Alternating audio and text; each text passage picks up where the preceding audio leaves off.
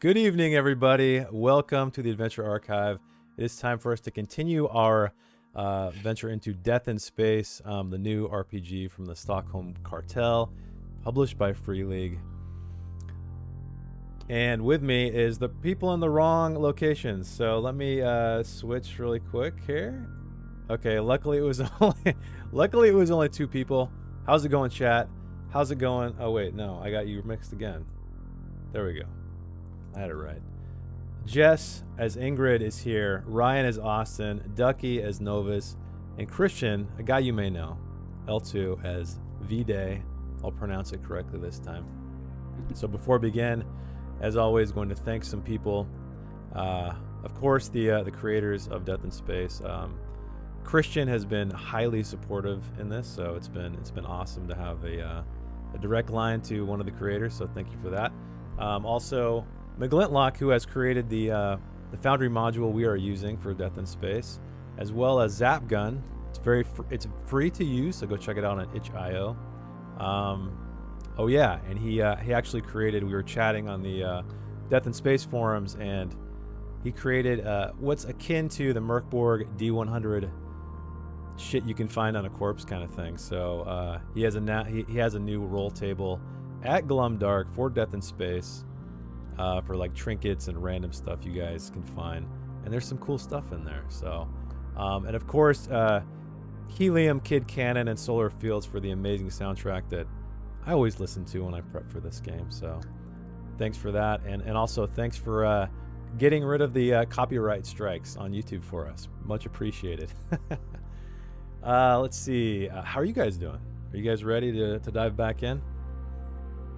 Yeah. Oh yeah. Any questions? Any concerns? Anything you forgot from last time? I mean, I'll do a recap, but rules wise or anything? No. Yes. I don't know what I forgot, but I forgot. I can tell you now. Speaking of rules, so I chatted with Christian, parentheses Death in Space, Christian, and I always try to play games sort of how they were intended by the creators, specifically in the context of this, where we're trying to demo a game for everybody. Just see what it's like, sort of rules as written, if you were to go pick it up and play it yourself. And one thing, I made a mistake, and I know it's a learning experience, but I'm very used to the 5e, even Merkborg has it, where there's sort of ascending and descending difficulty levels on tasks. So if you want to like knock down a door, or you want to like pick up something heavy, or you want to leap across a ravine or something, Death in Space doesn't have that. So it has a standard difficulty rating of 12, and their sort of philosophy, just like much in the OSR, is only roll when there are stakes.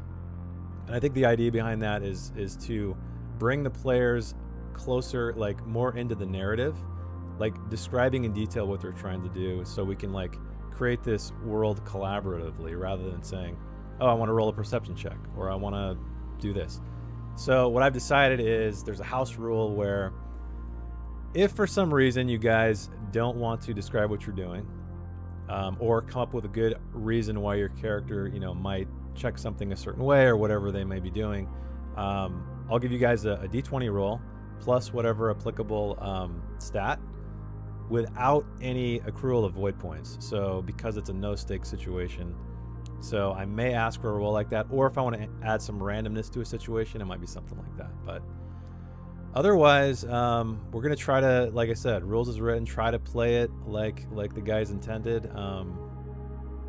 But we'll make common sense calls, I guess, as they come up. So, anything else before we begin? And I will give you guys a quick recap of where we are. Good? Okay. Yeah, I got it. So last time on Death in Space, we introduced Ingrid, Austin, Novus, and V-Day.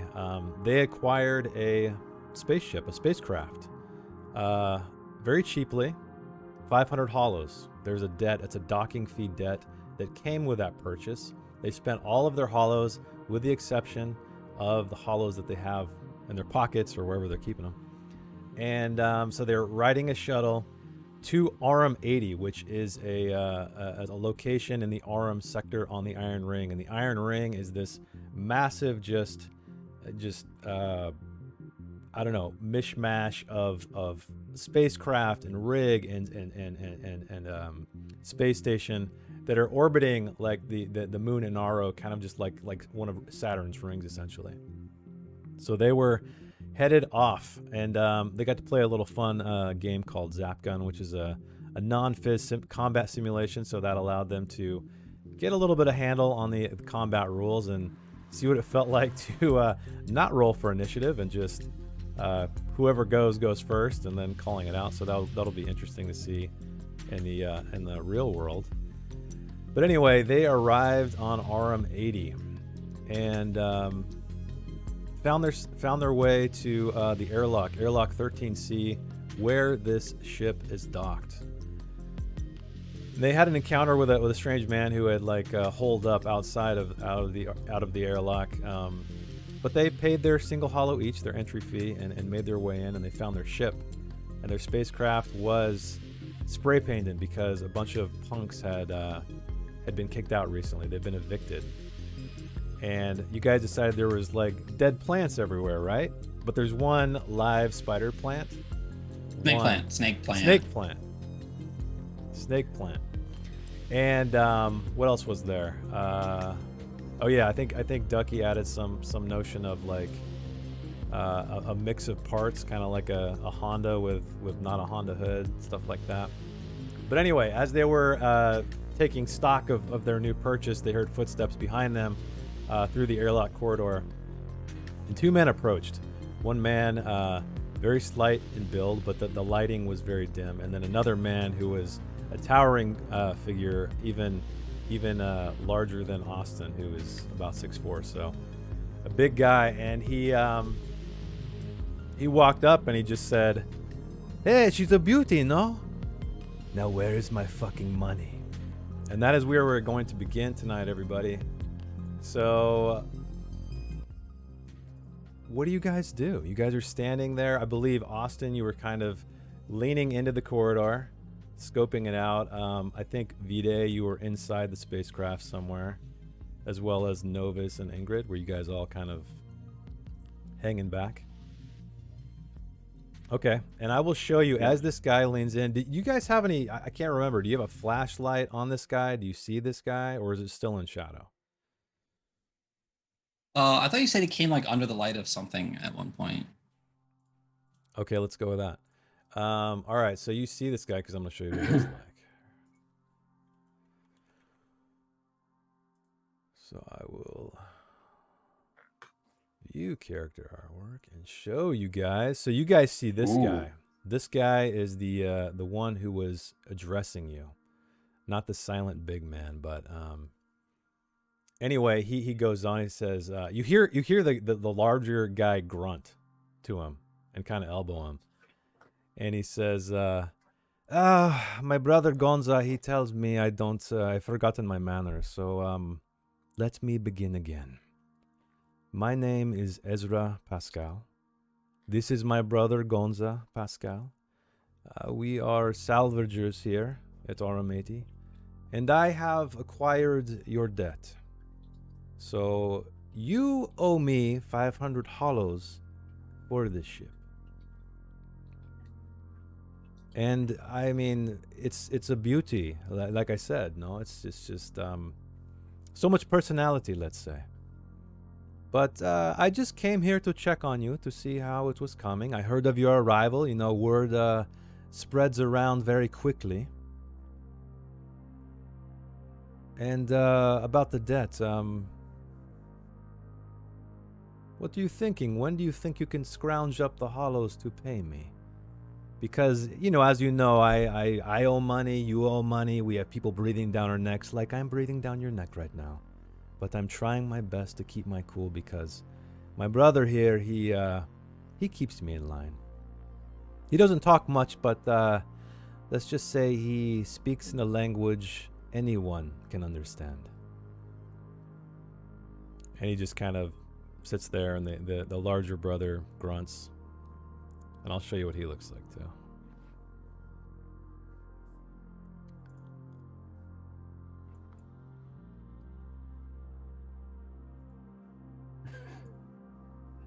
This guy is the big hulking dude standing next to his brother. You do not see any resemblance whatsoever. His eyes are cast in shadow. Maybe there's something in the eyes, but that's about it. Nothing else. So he finishes his speech. What would you guys like to do? Or respond, or whatever? I'm either behind, unless there was a different marching order. I'm somewhere at least within like Theater Whisper distance to sorry, names. Which guy? Austin. I'm like within like a low like Theater Whisper distance to Austin. I'm a few people back in the corridor while he's facing off of them. Would you guys say that you're because you guys are mostly in shadow unless you still have your flashlight still on? Would you guys say you're visible to these guys, like if this entire corridor is dark, or do you have your light on? I think my flashlight's on, so it's kind of giving Austin a little bit of a silhouette. So he's kind of more of a silhouette than he's detailed. But I kind of give a low whisper over to Austin. It would seem we're probably going to need to do something for him to wipe the death. It's the way most things are here, but I don't think we're escaping it.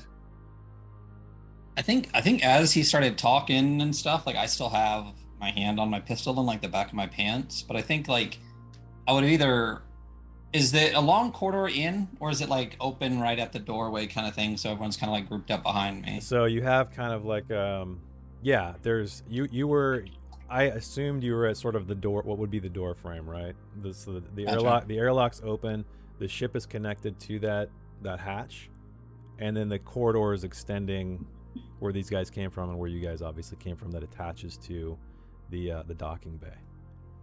Gotcha. I think as he started talking and I realized it's not like, I don't know, that homeless tweaker that was trying to jump us at the beginning, I would have like stepped kind of down like whatever small rampway and allowed some space for the people to either come out or because if I'm 6'4" in a tiny little ship doorway, like I'm literally taking up. How is it? I mean, it's up to you guys. So you guys have full creative control of what the ship is, like within the confines of the rules. Is it like a little tiny doorway, or is it like two abreast? I don't know. Through? What do you think?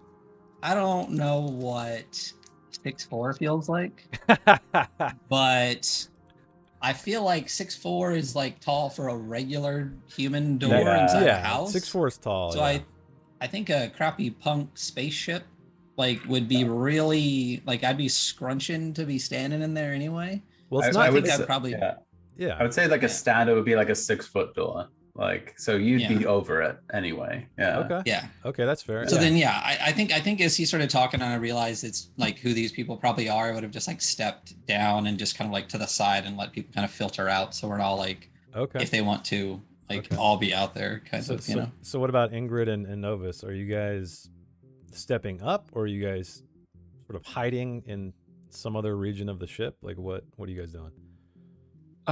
Novus is probably going to be deeper in the ship, probably taking like a diagnostic of like the damage and the extent of it. What about Ingrid?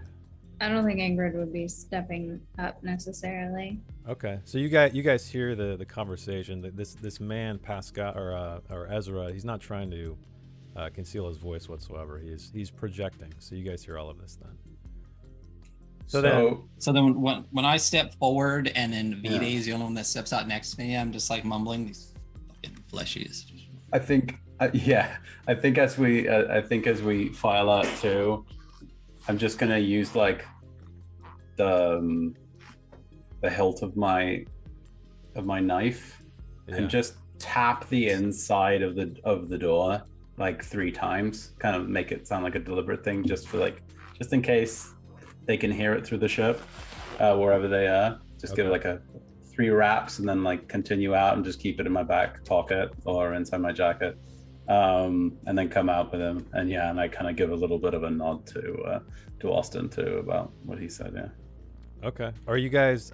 So Austin, when you said those things, were you trying to let them hear, or were you trying to make them not hear? The guys who were in front. What, of the mumbles about the fact that it's just the fleshies, fake like organic carbon. AIs? Yeah. Well, no, I meant these fuckers. Oh, our buddies I in the thought ship. Okay, I thought you were talking about. Yeah. I knew you were talking about. Okay, sorry. Yeah, because these Ribbon two on guys. And the dog lady inside fucking around while we're gonna get killed out here. Okay, so again, you guys, you and Vide are communicating somewhat. You clack on the or you bang on the metal of the ship. You guys hear it resounding throughout.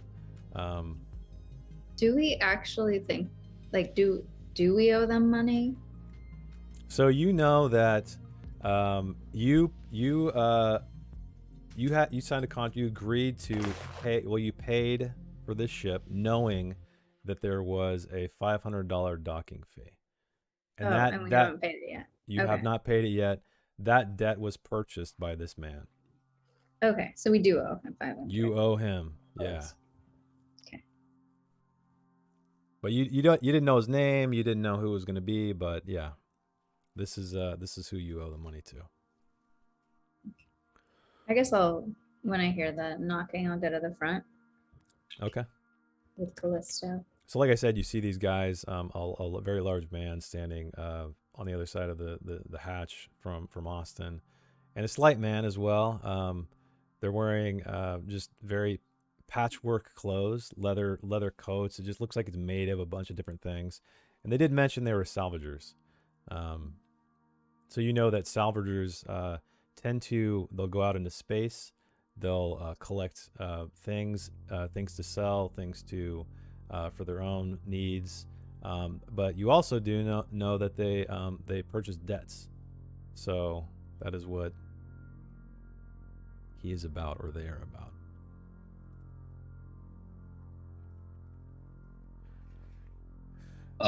It's gotten very quiet in here, my friends. I would like to know when I should expect my money. I'm not asking for it right now. I know you just got here. I know you need to get acquainted with the place, but time is money. I'm sure you've heard that expression before. So, and your clock is dwindling. It is ticking down. What sort of time do we have to come up with the funds? What do you believe is fair? Well, how long have you been waiting since we purchased it? Oh, it's been, I would say, about a week now. Waiting for your arrival. And what would you say is the usual trade of goods and services for jobs around here, and on an average? Oh, you wish to earn this money here? Well, I'm saying that perhaps we need a final boost to get you what you need. I see. It really depends on how dirty you want your hands to be. You can do an honest day's work, or you can do dishonest work. It may pay a little better, but I am not the man to speak of such things. Ask around. There is a bar at the very center of the docking bay. There is also the common area. There are many places here you can find out more information.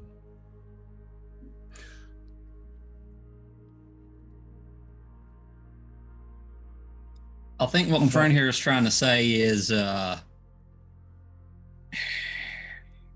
let's speak plainly, and how long is it before me and your buddy there get better acquainted? Oh, well, let us say you have... I'll give you a couple days. How does that sound? All right. Sounds like 5 days, you said? No, 2. And he holds up 2 3 fingers. days, and we're good, my right? friend, Gonza, he doesn't seem to know math very well. Would you like to teach him? Apparently I don't either. How about this? We go to the bar. The ship stays here, of course. We don't have a choice. But we go to the bar and see what we're able to scrounge together in terms of work. If there's work that takes a little bit longer but gives you what you need, then we could at least communicate to you how long it'll be. Is that fair? Of course. We're not going that anywhere, is, of course. Oh, no, you are not. I will make sure of that, my friend. But anyway, farewell. I am sure I will see you soon. And if you need to speak to me at any time, I will be in the southwestern corner of the docking bay. We have 2 shipping containers where me and Gonza here and one of our others likes to work and do business. So good evening, or whatever fucking time it is. And then he like turns around. Gonza, or the brother Gonza, looks at you guys for a moment. He lingers, and then he turns around and follows his brother out. And they disappear down the corridor, and you are left alone. Well, I guess we're going for a drink. What I wanted to do as soon as we got here, anyway. Okay. How's it look on the inside? I ask Novus and Ingrid, how's the inside look? Well, it's not the best condition. Would I be able to notice if like any crucial parts or systems are missing or damaged? It looks like pretty much it just needs some significant repair. So everything's intact. Nothing's like missing or anything like that. But a lot of the systems are malfunctioning. Like, and nothing is turning on essentially, because you guys also don't have any fuel. Also, one thing that happened between games is one of the failed rolls got. Yeah. That's right. So one of the failed rolls got turned once you talked to the devs. So go ahead. Man. Yeah, I'll explain that really quick. So it's sort of in the spirit of the rules, I sort of retconned the roll that Christian did. So he succeeded on finding what is a component, what called a component in this game, in the junk and stuff around the airlock. So the way that works is it's not going to repair a ship. It's a component that can repair a smaller electronic item or weapon. So that is how that works. And that typically, like mechanically, it's sort of a component, anything with a condition associated with it. And a component can repair one condition. Okay, so you guys are you guys heading out? Your ship? Or are you going to do anything else in here? I think that's the plan. Is everybody be coming, or is Novus going to hang around and compute, or what's the plan? Compute. I'll come with. Yeah, I'm coming with. All right, so you guys head out. You start heading back or through the corridor back into the docking bay. You carefully make your way through the crates and garbage and tarps and everything else that was maybe allegedly at home to somebody.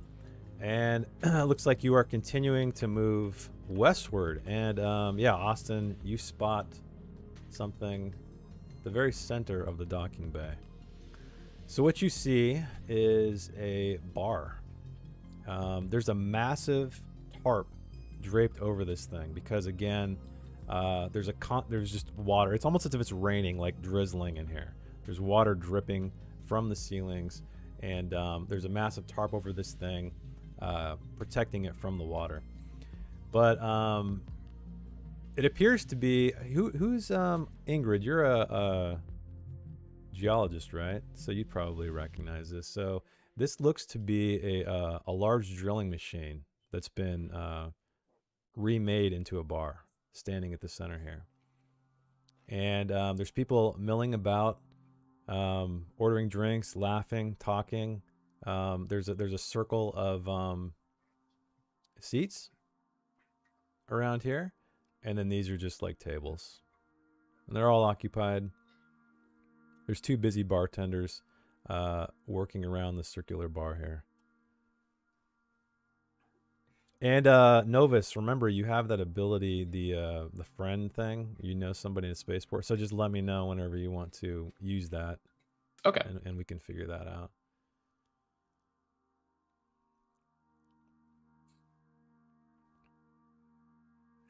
Is there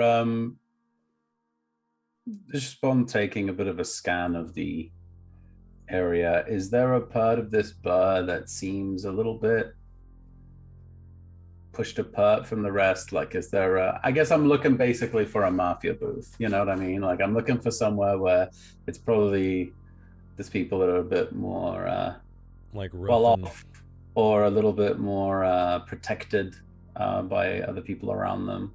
so you said well off, like they don't look like the rest of the repairmen. Well, And they probably have slightly less scuffed clothes, Gotcha. or they have like a bodyguard with them, or they have a little corner reserved for them or something. yeah, you don't see anybody like that around here. It looks like when you look around, everyone seems to be working class, blue collar. Okay. They're repairing things, they're selling junk, stuff like that. So it's almost as if they come here just for a bit of break from the day to converse about stuff.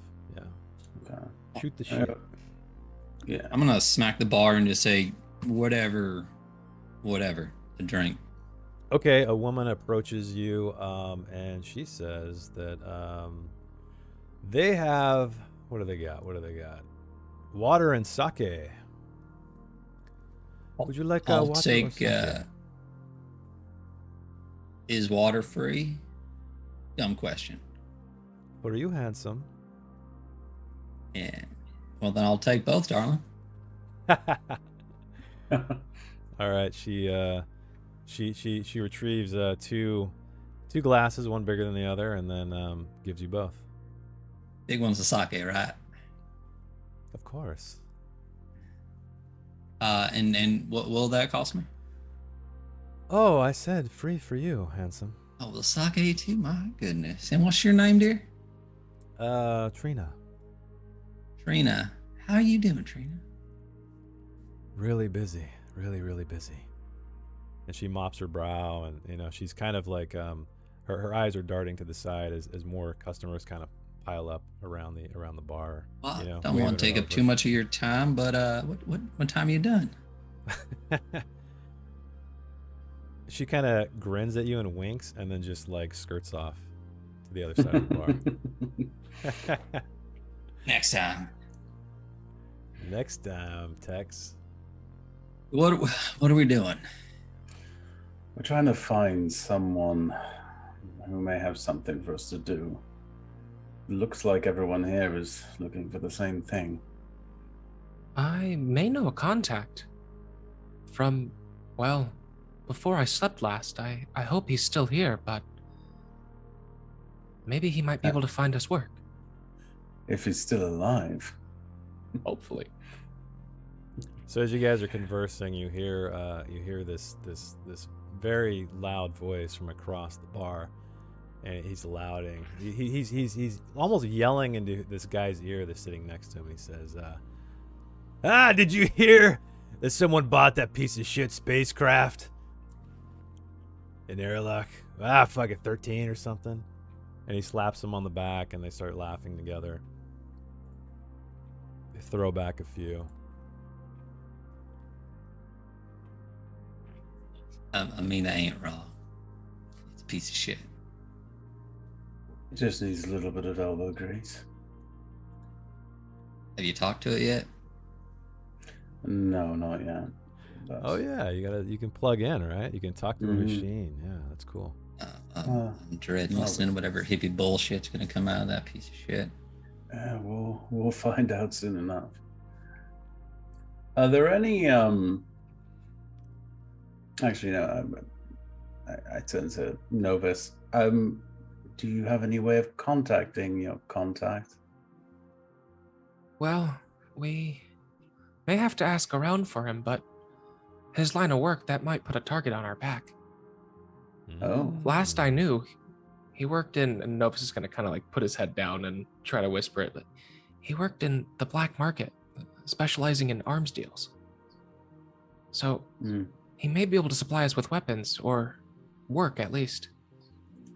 So perhaps we should hit the streets a little more for information on him, as it were. So Novus, you know this guy. Would you know where he might be here? Did he ever tell you at one point what location he might be in, or are you just gonna try to ask around to find out where he is? I think we'd try to ask around because this would probably be 20 years ago, at least. Okay, so a while back. All right. Yeah. So previous, like right before Novus hibernated, the Gotcha. previous time. So are you going to I don't know, try to spot somebody who might are you gonna try to ask for him by name, or is it like, hey, I'm looking for a guy, you know what I mean, who sells stuff illegally? So his name was Baxter. At least that was Okay. his alias. So I Okay. guess we'd ask around for that. Okay, cool. So you guys are sitting here, and you're asking a few people. Nobody really seems to notice, and then one fellow finally shows up, and it's almost as if he overhears you asking around, but you didn't approach him yet. And oh, you're looking for Baxter, eh? I am. Is he still alive? Oh yeah, he's very alive. That is excellent. Novus is just to be happy his friend's alive. So he could be in the common area. Could also be in the engine room. I know there's a lot of deals he takes care of there. It is a big place though, but those two places I would check first. Thank you so much. And Novus is gonna give him a single hollow for the information. Oh wow. Okay, he definitely brightens up at that. Ah, thank you. Is there anything else you could possibly tell us to narrow down his whereabouts or anything like that? You could go to the Suro Suro. It's a bar in the common area. A lot of well, let's say conversation goes on there. Hina is the one who owns it. She's very nice. She might be helpful as well. But yeah. I would try there. Well, thank you so much. Of course.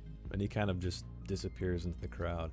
So as you guys are standing here, finishing your conversation with this individual, Baxter, Baxter's contact, Baxter's buddy, you guys hear this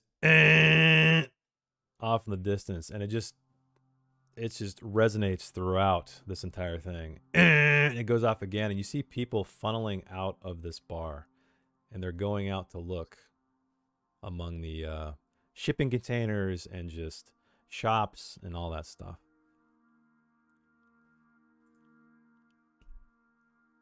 So we You go heard out to again. look too. Yeah, I mean, it's everybody's just like crowding around there. So you guys see this massive LCD up on the wall, and it says 4 hours on it, and it begins to tick down. And you see everybody frantically pointing up at it. They're talking amongst themselves, trying to figure out. You don't really catch what they're saying, but then you hang around a little bit longer. Somebody bumps into you. Oh man, and she's got just, it looks like her belongings in her hands, like everything she might own. You saw her like tear it off of one of the tables that she was working at, and she says, "I gotta get out of here," and she just brushes by you. Ingrid, she kind of shoulders by you, and you guys will notice on the stream there is a clock ticking down now. Can I grab her shoulder and ask her what's going on? I heard that Thorn's coming. Thorn. Yeah. She runs this place. She's fed up with what Roy and Monotone are doing. I knew it was going to come to a head at some point. And when she comes, it's going to be big trouble. I got to get out of here. And she kind of tears away from you and runs off into the crowd. And you can hear like more talking. You even hear weeping among the chatter. You see people kind of just running back to their stands, to their stalls, hiding away in shipping containers. It feels as if they are preparing for something. Do we know who Roy and this other guy is? No, you do not. Roy, you heard the names Roy and Monotone. Monotone. I guess if they didn't hear, I'd relay that information. Someone named Thorn is on her way.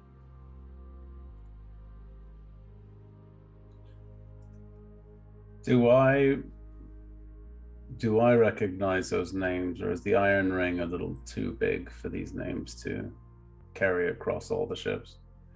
So tell me, where have you been before this? Have you been searching the Iron Ring for some time? Would you say you're very familiar with it, or have you come from somewhere else recently? So when I was rebooted in the Iron Ring.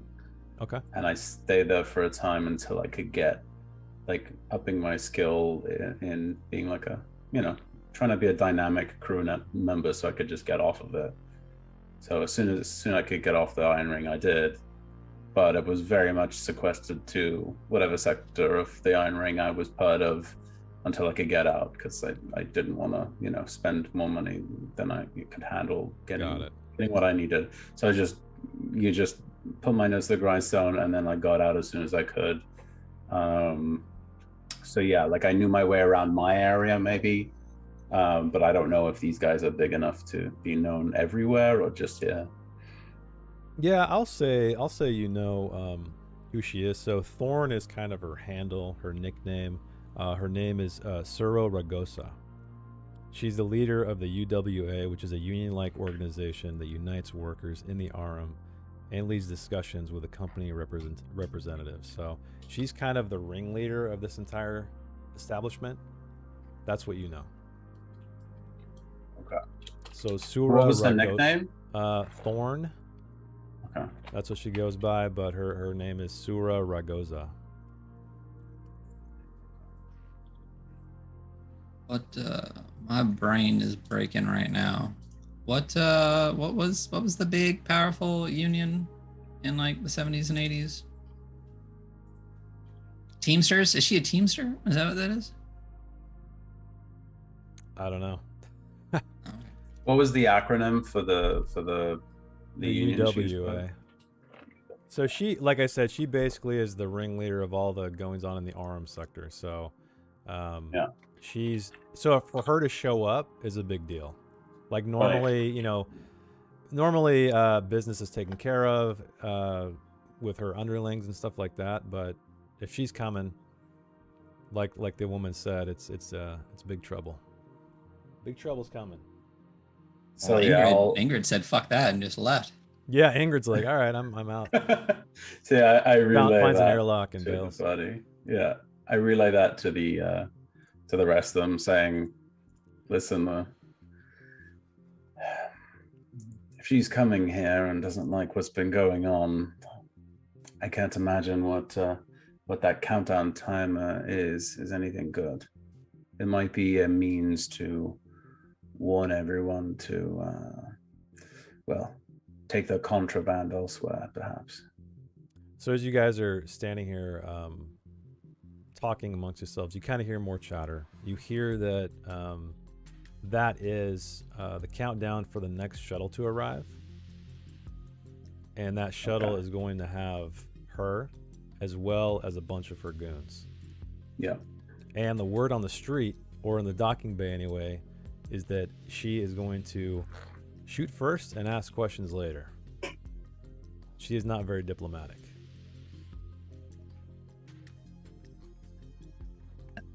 And they're here looking for who? Who are the two people that are Rick and Johnny or something? Roy, Mira, and Monotone. Yeah. Wow. Roy and Monotone. Why don't we find them? Or perhaps we go back to our debt collectors and warn them. Maybe offer safe passage off the station if they let us off this one time. We can't even get the ship started the. That's true. From what I looked at, it needs extensive repairs. Hmm. But maybe if we make friends with Right Side, we could be paid handsomely. Or perhaps I just don't know what the Right Side is. okay, in terms of this ship, how many people do you think we can fit on it? Well, it's pretty small. I would assume you guys have probably like a sleeping quarters for just you four. But, you know, you could have more people on the ship for sure. Yeah, like what would be, I guess, like, would 10 more people be too much? Would 5 more people be I enough? would say 10 more would be, you'd be pretty packed. Pretty packed. Okay. Yeah, you guys would be very packed. So Possible, but, you know. perhaps we, in exchange for transport off this part of the Iron Ring, we make friends with some, or maybe we go back to your friend, your new friend there, Austin, who was a veteran repairman. Perhaps they could give us some perks to get things going for exchange off of this sector. And maybe they know a few other friends that could also buy in to their way out. And of course, offer it to our debt collectors for a waived fee. I mean, we could always go talk to him, but I can only imagine that what little guy in Gonzo probably got away off the ship. I mean,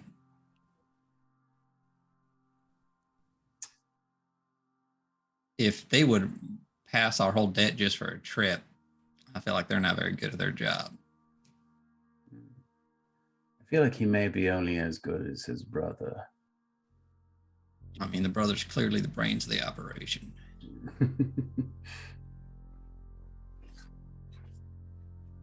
But that timer keeps ticking down, and we got to figure out a plan. So we could always kind of do what Grittier said and just, I mean, it's kind of like what I did in the gym war that I won, by the way, is make sure I was on the right side at the end.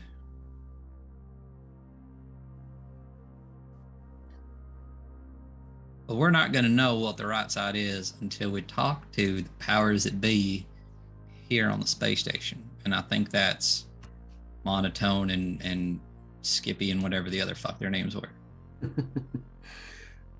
Indeed. But in the meantime, I suppose, well, what else could we do to help? Or get some money? Or do we just wait out these 4 hours? It's 4 hours, correct? 4 hours is when the next ship 4 hours. arrives with Well, like I said, we can talk to these people, right? And at least get a starting spot, find out what's going to happen, if we could potentially help for maybe, I don't know, 500 creds or more, hollows, whatever. And then go from there. It's not going to take us 4 hours to talk to them. No. I wonder how we find him. Hey! I'm gonna. Sorry, I yell at literally anyone. Yeah. Sure, Yeah. somebody stops. Yeah. Who am I looking for again? Well, there's a few people. I'm So calling Skippy. Novus's contact said to go talk to Hina in the Suro bar. But then also you heard that the names Roy and Monotone, they're the ones who are sort of overseeing the operations here at Arm 84 Ragosa. So she's Gotcha. like, Hey. yeah. Hey, where's you know who Roy and Monotone are? Do they got an office or something? Yeah, they say engine room and computer center, which you can Engine room, get to computer from the common area, which is In the common area's got that Zero bar or whatever, right? Yep. Funny part about this is I'm not pretending to not remember these names. I actually don't. no way. Well then let's all right, so thank you. And you be safe now, right? Yep, they just disappear off into the crowd, and again, like people seem to be settling down somewhat. The people who were essentially running for cover or to hide have hidden, or they are covered. There's still sparks flying. You can hear repairs going on. So you can tell that like some people either don't believe it, or some people don't care, or some people don't know. So Sounds like common area. So the common area is there's another entrance over here. I don't know if you guys can see my pointer. In the upper, the northwest area. Yeah, there's an entrance up there. So you guys can tell me if you want to head there. You can just head there. Any other plan? Got a suggestion? Roundhead? Better to move than to not, so let's head over. Okay. So I'll pause the clock while I situate the common area for you guys. Real life clock. Real life clock. Yeah, Been there. I'll pause it when it's fair. When you guys aren't playing or RPing or something, I will keep it paused. But Where is the clock? I don't see it. it's only on the stream. Oh, It's right I see. below me, yeah. Okay, yeah. I see it now. Okay.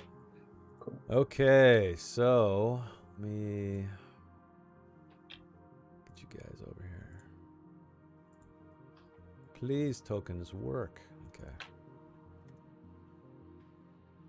It's this little set of stairs on the top northwest corner. Yeah. All right. Oh wait, not Callisto.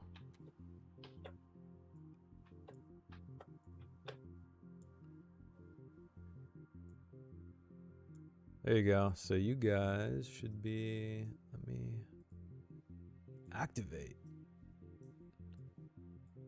Okay, so you guys walk down this very just dilapidated corridor, and you enter this common room. And let me show you. So essentially, as you guys enter, it is chaotic. It's bustling. There's just looks like food stalls everywhere. There's these massive scaffolding, which is what these are here. Let me point to it. So these grate-like looking things, these are these multi-level scaffolding sections that appear to be rising like 2 levels, 3 levels potentially. And along the upper areas are all of these sleeping capsules. They appear to just be going indefinitely around this entire thing, circling it. You see people just selling their wares, selling food, kids running around, and there's just these paths that are carved out between these areas. They're very narrow pathways that are leading between these buildings, between crates that are stacked up everywhere, between all this scaffolding. And I think I have an image. Yeah, it's just kind of like a junky multi-level scaffolding. Like I said, there's people like down at the bottom where they're just selling food, selling wares, stuff like that. But it's milling, it's chaotic. You can smell all manner of things. Does anything look like a bar? So you kind of, I guess if you guys want to move forward and step in, you guys step in, you guys walk under the scaffolding, you push through some carts and stuff.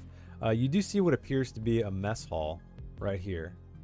And you do see up here on the upper levels, it looks to be showers and bathrooms. Just like a common area for everybody to kind of get cleaned up and stuff. Let me move the camera a little bit here. But then far off in the distance, way over here, up leading from it looks to be the 3rd level, there's another walkway leading up to what appears to be a bar. There's a lot of music coming from it, loud music, loud conversation. You see lights shooting off from it. And it's kind of all open like a balcony, so you guys can see from here. And there's various stairways leading up to these scaffolding, so it's pretty easy to get to if you want to. Is there any signage over the entranceways to other corridors? Anything that like defines it with a number or a name? Well, like, what are you looking for? Like, just you can Well, see people like selling food and maintenance or goods. engines, or like the other corridors leading out of this Yeah, main. so yeah, Yeah. along the edge out here, you can see this outer edge outside of the rings. You could see one that said engine room to Okay. the southwest, and then to the very north, you saw computer center. Okay.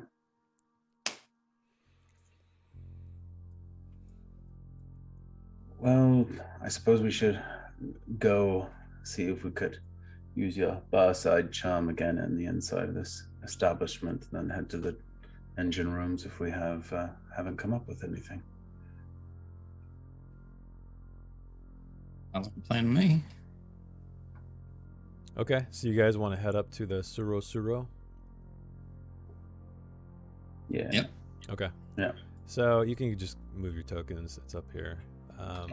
So yeah, you guys approach. You kind of push your way through all this. People are walking by, pushing into the mess hall, going up to the showers. It gets very humid when you pass by there.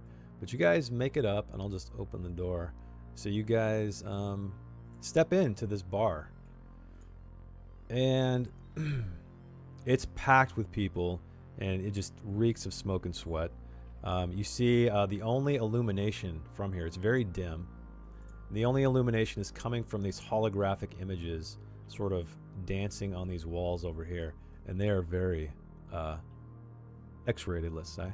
And at the center is this bar. And the entire surface of this bar is illuminated. So light is coming up from that surface, sort of illuminating, underlighting the faces of the patrons who are sitting around it. Other people are sitting around these tables here.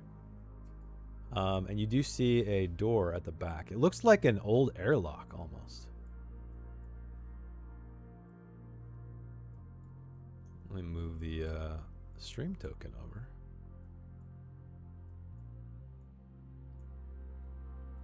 There we go.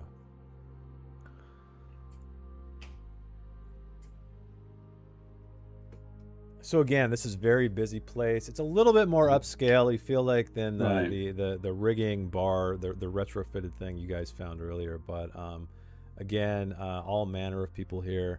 It looks like all the tables are packed. You can see people get up and get back down. It's almost as if one of these benches or one of these stools from the bar becomes vacated. Somebody else like runs right in to sit down. Mm-hmm. Okay. Remind me again, Roy and Monotone. They're running the operations of the ring. Who was the friend?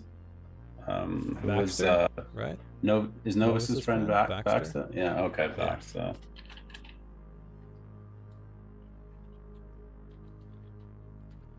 And the Baxter, name Baxter. and the name of the owner of this place? Hina. Hina. H-I-N-A. Hina was the owner who said could probably give you some information or maybe help you in some way. I tried to at first politely push through the crowded bar and realize that's not going to work. So I just kind of stepped my foot in between some legs and then just like pushed straight through. Okay. And I, throw a hand up and try to get the attention of whoever's behind the bar. Okay. Yeah. Somebody comes over. Yeah. What can I do you? I'm looking for Hina. We have to inquire about a friend she knows. And who are you? Why should I let you talk to her? Well, we're friends of that friend, but we're also very generous patrons once we get what we need. So he's thinking this over a moment, and then there's some guy like slams another guy's head on the table. Hey, get him the fuck out of here! All right. Don't you hate bad company? Oh, I do. So, money, eh? What are you money. looking for exactly?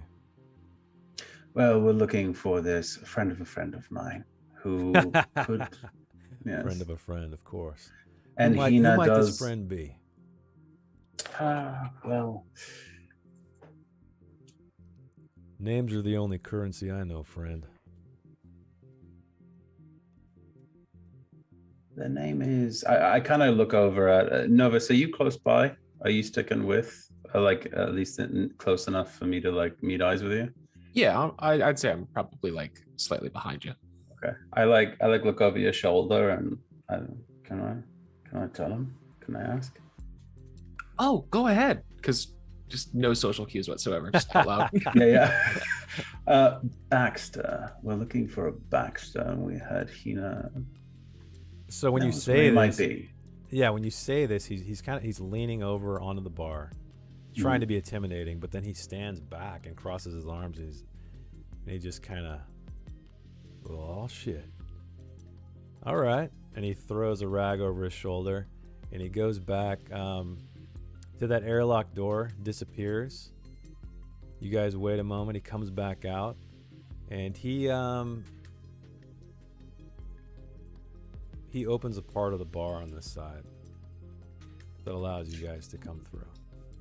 I look over at Novus and give him the Obama not bad look, like. Nice. It worked out. Holy shit. Yeah.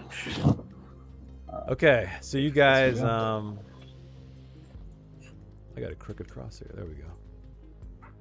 So he beckons you to follow him to this door here. And he opens it. It slides open. Like, again, it looks like an airlock door. And he stays on the outside though. He remains out here in the bar. And he just holds his hand out, his arm out, like, it's all you. Thank you very much. All right, so he nods and goes back to work. And let me zoom in here. It is exclusive. Yeah, you open this door. Who's in the lead? Is it you, V-Day? Yeah, give me marching order here. Yeah, I think I'll lead in and keep Novus close to me, knowing that, like, you know, it's probably his person. So Okay. we're supposed to meet. Okay. So immediately you see this man, Novus, standing right in front of you, and it looks just like Baxter. He's older though. He's quite a bit older now, but it has been 20 years, right? Didn't you say 20 years? Yeah. So he's standing here. He's got a pistol sort of holstered, and it appears as if he's guarding this doorway, guarding this area here even. But he kind of like looks at you, and then it almost like he kind of slaps himself because he's like, no one else looks like you, Novus. And he comes forward. Novus, is that you? Baxter, it is you. The years have been kind. I thought you were dead. Oh my God, this is crazy. Remember that thing we did? God, I can't remember. What was it again? I remember you lost that. Jesus, my mind's not what it used to be. I gave Anyway, you a it's ride great to on see my you. ship, and you smuggled weapons without me knowing until the Oh, very that's end. right. Jeez, man, how could I forget? Hell of a time. It was. We Well, almost come on died in. many Come times. on in. Bring your friends. I heard you were looking for me, but I didn't believe it. So you Well- guys all, I guess, follow her in, or him in. And you see a woman sitting behind a desk over here. She stands up, looking at you guys curiously. And Baxter says, I'll change his name now to Baxter. Baxter says, this is Hina.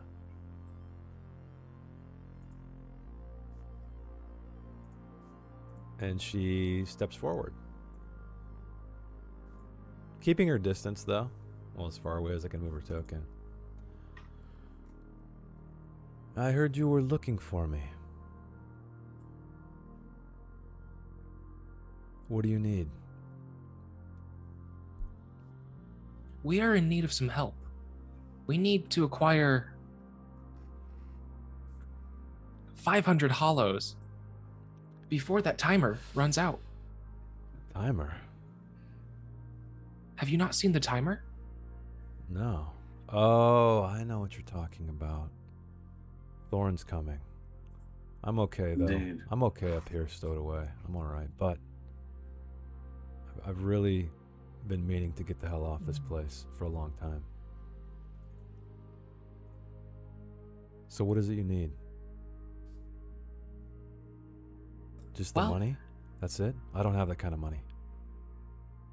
Well, we're looking for some work to possibly acquire that money. And, well, maybe some extra for repairs, because, well, without those repairs, we're not leaving. Ah, spacecraft. Or perhaps work in exchange for repairs. And then So- some debt money. Hmm. She kind of narrows her eyes at you and crosses her arms and... Well, what I could offer you is fuel. Because you're not going to get off this place without fuel. But me, myself, I've been trying to make enough money just to get out of here. Settle down on a nice planet somewhere. If you, give me a ride, let's say, the fuel is yours. Novus is going to look back at everyone else. Do you think we'll have room? I think so.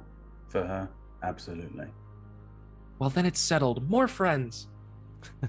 So despite her business-like facade, she kind of just melts. You can see like tension kind of just leaving her shoulders and her face. And she breathes out slowly. Thank you.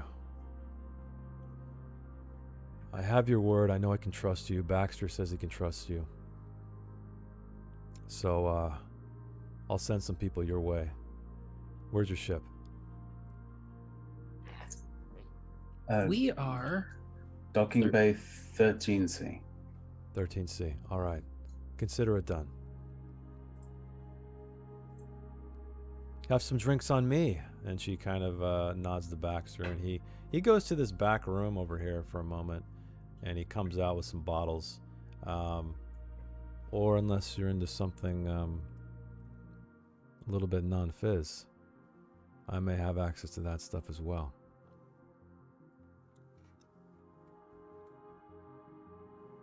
I think drinks sound great.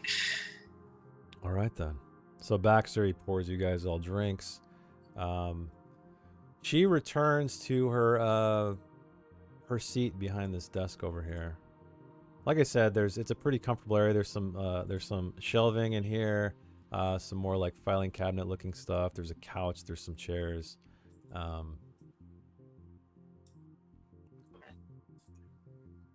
Does she partake with us? No, she does not drink at all. Yeah, she gets back. She starts to go over all these papers and stuff on her desk, taking stuff out of folders, looking at some kind of projection of some kind. You get the impression that she is sort of all business, with the exception of the reaction you guys noticed when you guys struck the deal. I'm gonna sit on the couch, maybe not like directly in front of him, maybe over here is better, and kind of twirl the glass on the armrest. I haven't taken a sip yet. And I ask her, it seems like you're quite well established here. I know it's not idyllic.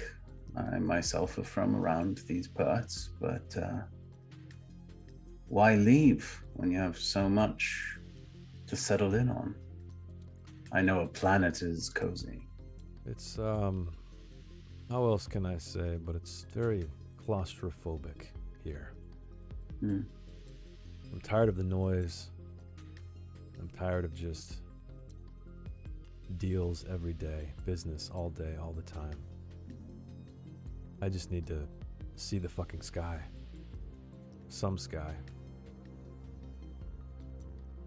And as you guys are chatting, somebody just barges in, and he's wearing these kind of like your shades, L2, just like Bono style mask, and he's kind of hunched over.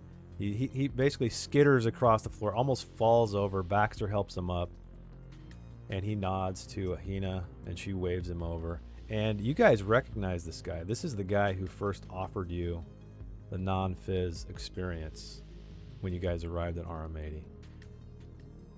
And he kind of he tries to stand up straight, as straight as he can, as he makes his way over to Hina.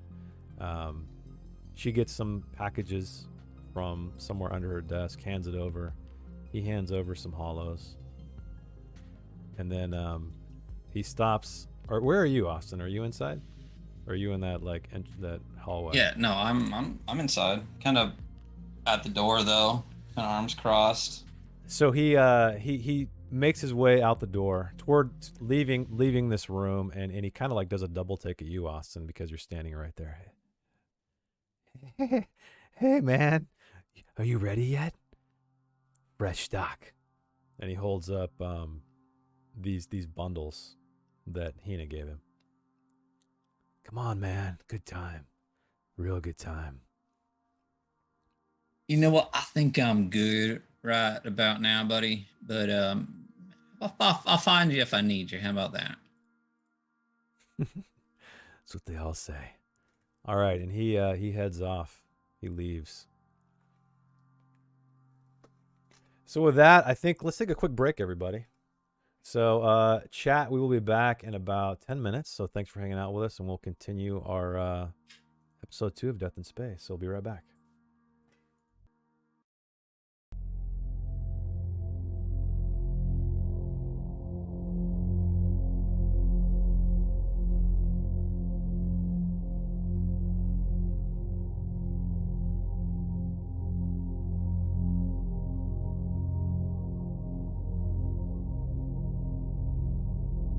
Welcome back, everybody. Thanks for staying with us during the break. We are playing Death in Space. Clearly, this is episode 2 of the starter adventure, Welcome to the Ring.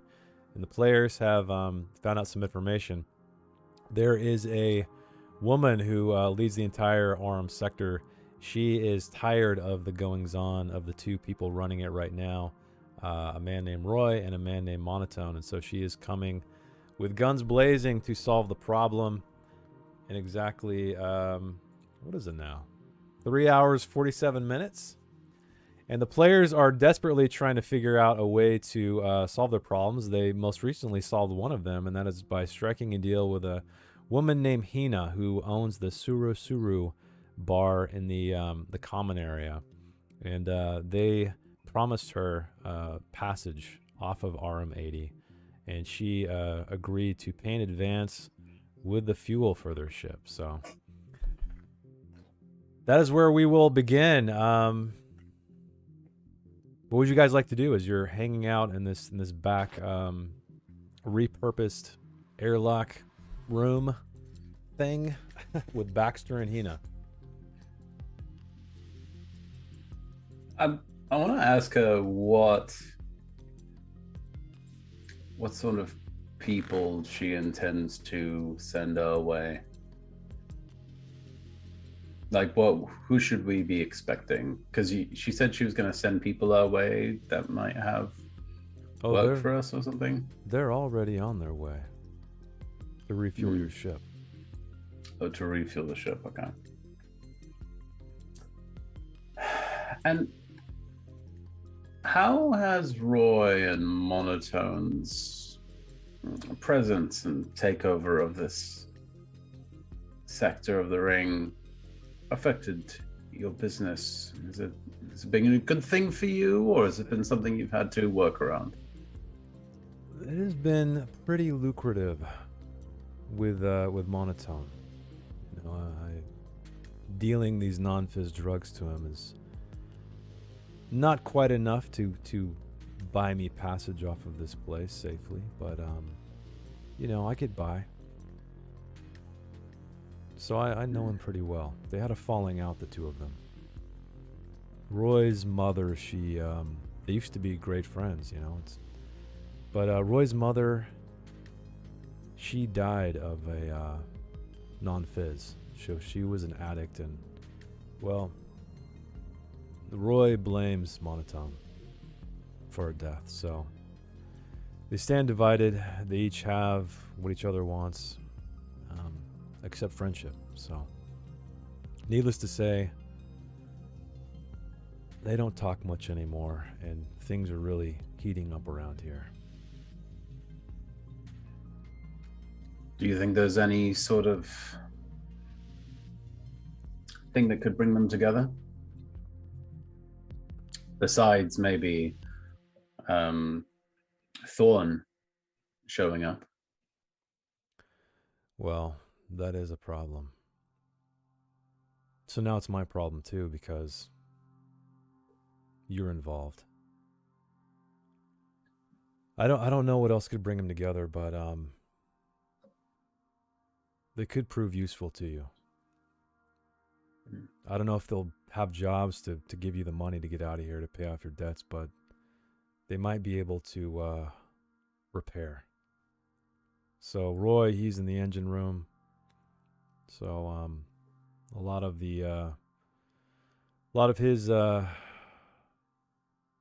people who work for him, let's say, they're good with their hands, good with repairs. But then Monotone, he runs the non-fizz sector in the computer center, and well, let's just say he's quite exceptional with tech. So I don't know. It's tough to say who would be the first one to go to, but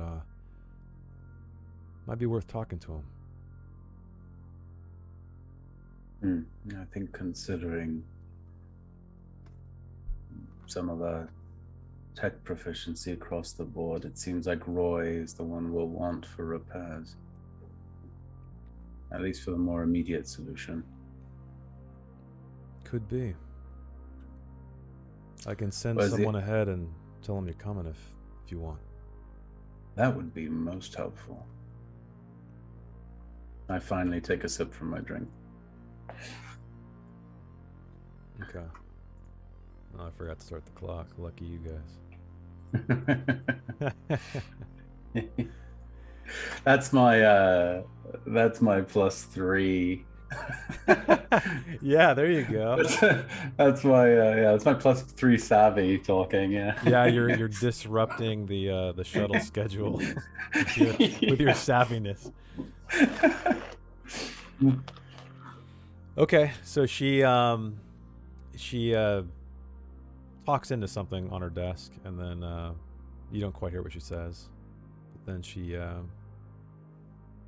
looks down to get back to work. She sees you guys still standing around and looks back up at you, and well, time is of the essence, I would say. But if things go down, if Ragosa makes it, or if she arrives early, well, there might be a safe spot in here. We can hole up for some time. And really, her beef is with Roy and Monotone, so you might be safe. I don't know anymore. Do you have maybe a, just in case, before we leave, maybe a easy access key for us to get back here, should we need that? We are your way out, after all, and we may not want to rely on your gentleman at the bar to let us in every time. Sure, fair. That's fair enough. She nods to Baxter, and Baxter takes out a key card. And he gives it to you, B-Day. Okay. Thank you. All right. We'll be off then, and we'll be back. All right. Okay, so you guys have dealt with Hina. Where would you like to go now? I guess, do we want to do engines? Say engines. Yeah. Yeah, I think so. Roy Engine for room. engines. All right, so you guys, you guys don't need to move your tokens. I will just, Okay. I will teleport you. So yeah, you guys push your way out of the bar. It's as crowded as ever. The walls were so insulating that they kind of dampen the sound. But now it's just full force, and you guys are just pushing your way through, make your way down the scaffolding, down the stairs, and you find a staircase leading to the engine room on the one of the outer walls. So let me move you guys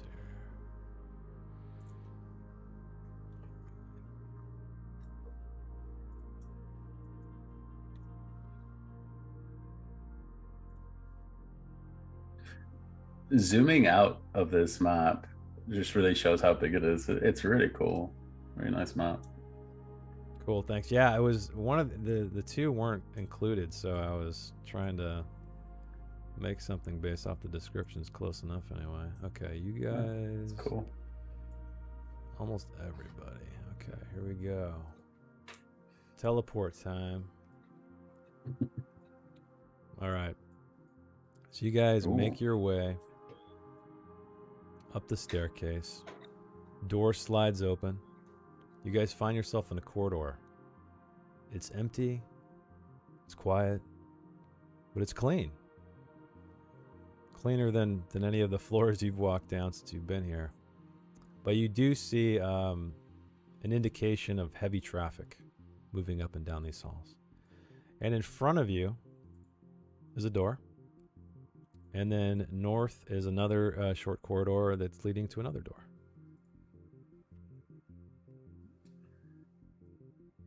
I see Austin push ahead, and I just remind him, like, they are expecting us, so don't react too quickly to anything. Hey, listen, I am smooth as butter. Right. Smooth as butter. You heard it here, folks. Saying. Yeah, so you guys enter this. Once you get further in, it becomes hot and stuffy, and you can smell engine grease. So in fact, you are in the engine room. And some of that high temperature and the smells are coming northward, but like I said, there is another door over here as well. And from where you're standing, there's really no indication of what it may lead to. Just that, again, heavy traffic going both directions. It doesn't appear as if one is more has been more traffic than the other. So, but we're sure the one to the north is the engine room. So you guys are in the entrance, the corridor leading to the engine room. But yeah, yeah. So it smells greasy, and the hot and the warmth, the heat is coming from the north. Yeah. Okay.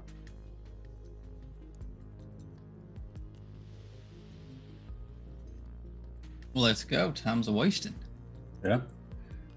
Yeah. After you, it seems. Okay. All right. I am the smooth talker. You are. All right. So you approach this door. My savvy is only 0. Hey, it could be negative. Could be negative. I'll chime in. I'll chime in when needed. Don't worry.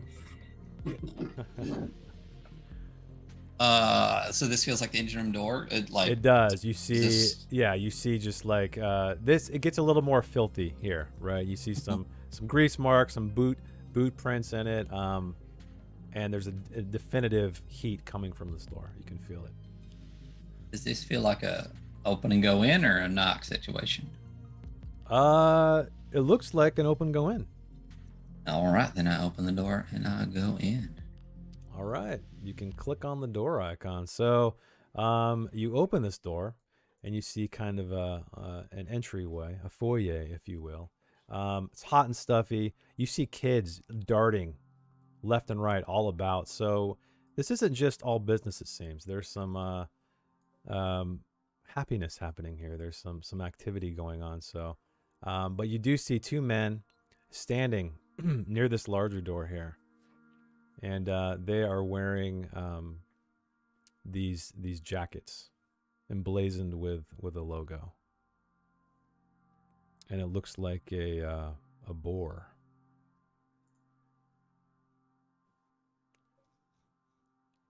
And it says, "You guys recognize this as the Passel insignia. So if you remember, the man who you did not get the name of, the owner of Leon the Tortoise, he talked about 2 warring gangs, Passel and the Parliament. And you can definitively see here that, oh yeah, why is he invisible? Let me make him visible. There you go. So these 2 men are standing there. They're arguing each other. It sounds like you can make out just snippets of their speech. They're arguing about, it sounds like a mining job of some kind. But yeah, kids just are kind of paying them no mind, darting in and out. And what's interesting here, or what a unique feature is these, where they say fans. They're actually these large fans that encompass the entire corridor, but they're shut off. So you can pass through them as if they're doorways between the blades. These 2 guys kind of eye you. They're still talking to each other, still arguing, and they look at you, kind of look you up and down, and then look back at each other and continue their arguing. They don't seem to mind you whatsoever at the moment. I'm just Which one? Does the door in the middle seem like it's the one that's emanating heat more than the rest of this area, or is it kind of all leveled out? It's kind of hard to tell anymore. It's just stuffy and hot everywhere. Yeah. Okay. But you can see, let me zoom out on the stream here. So to the left, you see it's just packed with people. There's fruit vendors. There's people selling weapons. You can see on these labeled areas here. So this is like repairs and things. There's even a weapons vendor further down the hall. But you see first 2 figures sitting at this bar, and they're just kind of hunched over these bowls and just eating these noodles.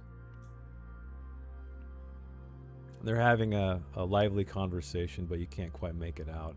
Like I said, kids are laughing, running through, people are shouting, selling their wares. So this is a very populated area all the way through. I suppose taking a stroll about is probably the smartest option. These guys just seem engaged in some debate. Maybe someone less riled up will be better to ask. I'm gonna go through the fan. Which way? Left? Yeah, left. Okay. So yeah, you head into this area, and like I said, the shouting of the vendors becomes quite loud, and you still can't quite outmake the conversation between these 2. But it's a man. I'll show you their pictures here.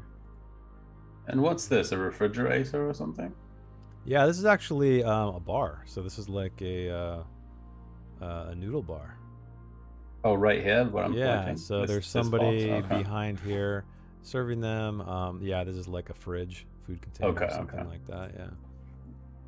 So let me show you this guy here.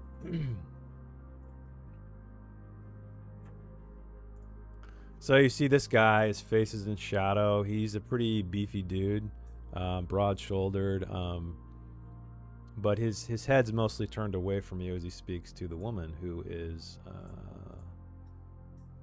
let me get her artwork.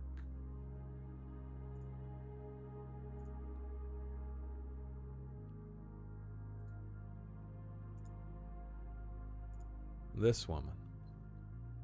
So she is sitting right next to him, and they're having, like I said, a lively conversation.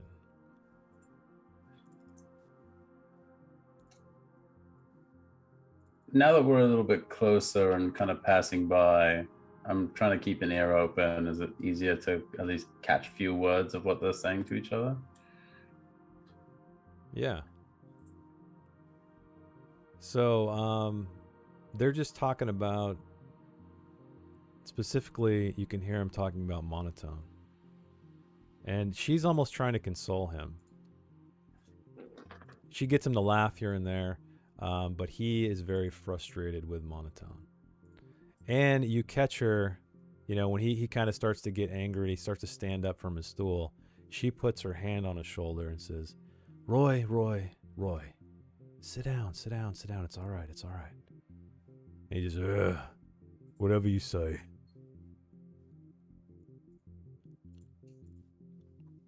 And he sits back down, and she pushes another bowl of noodles over to him, and, hey, just drown your sorrows in that, all right? And he laughs and starts eating. I'm gonna. How do I approach this?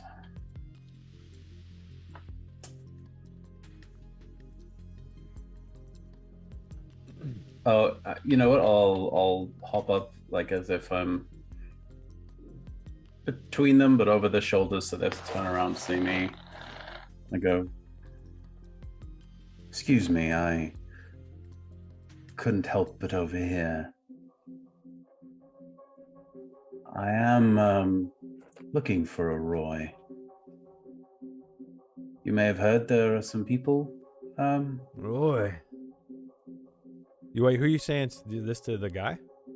I'm saying it to kind of both of them. Like I'm kind of like the backs are to me because I'm like just in the alley, but like I kind of like dip in and be like, I just overheard, like you call him Roy, and we are looking for a Roy. Who's asking, huh?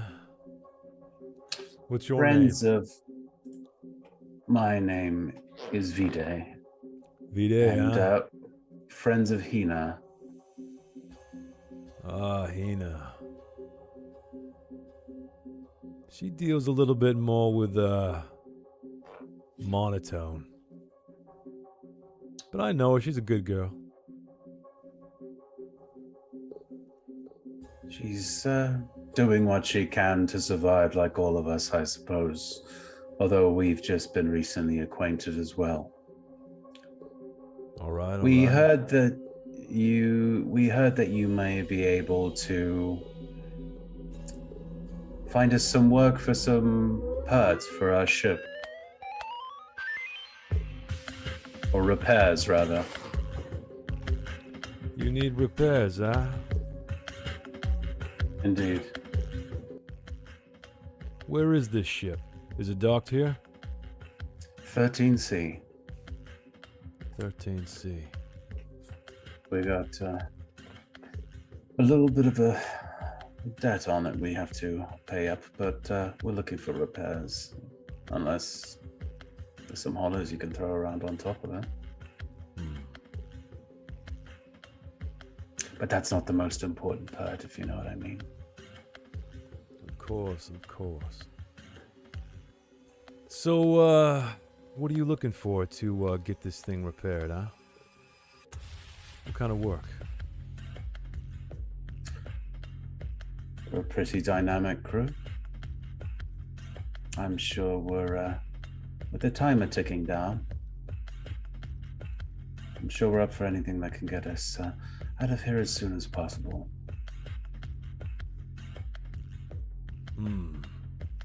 Resourceful, huh?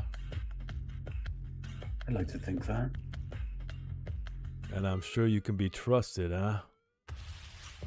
Absolutely. They all say, I'll say that, don't they, Nix? And she elbows the woman next to her. She's like, they all say that, Roy. They all say that. I mean, we're not going anywhere without those parts. The ship won't fly, so you can definitely trust that. That is true, and I think you have a face I'd remember. In case I have to come looking, huh? I better not take my glasses off then.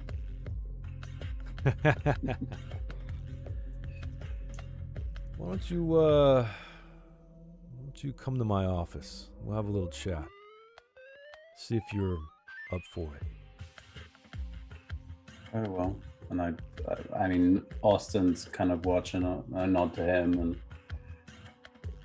and make sure everyone else is with us as we carry on with you. Okay.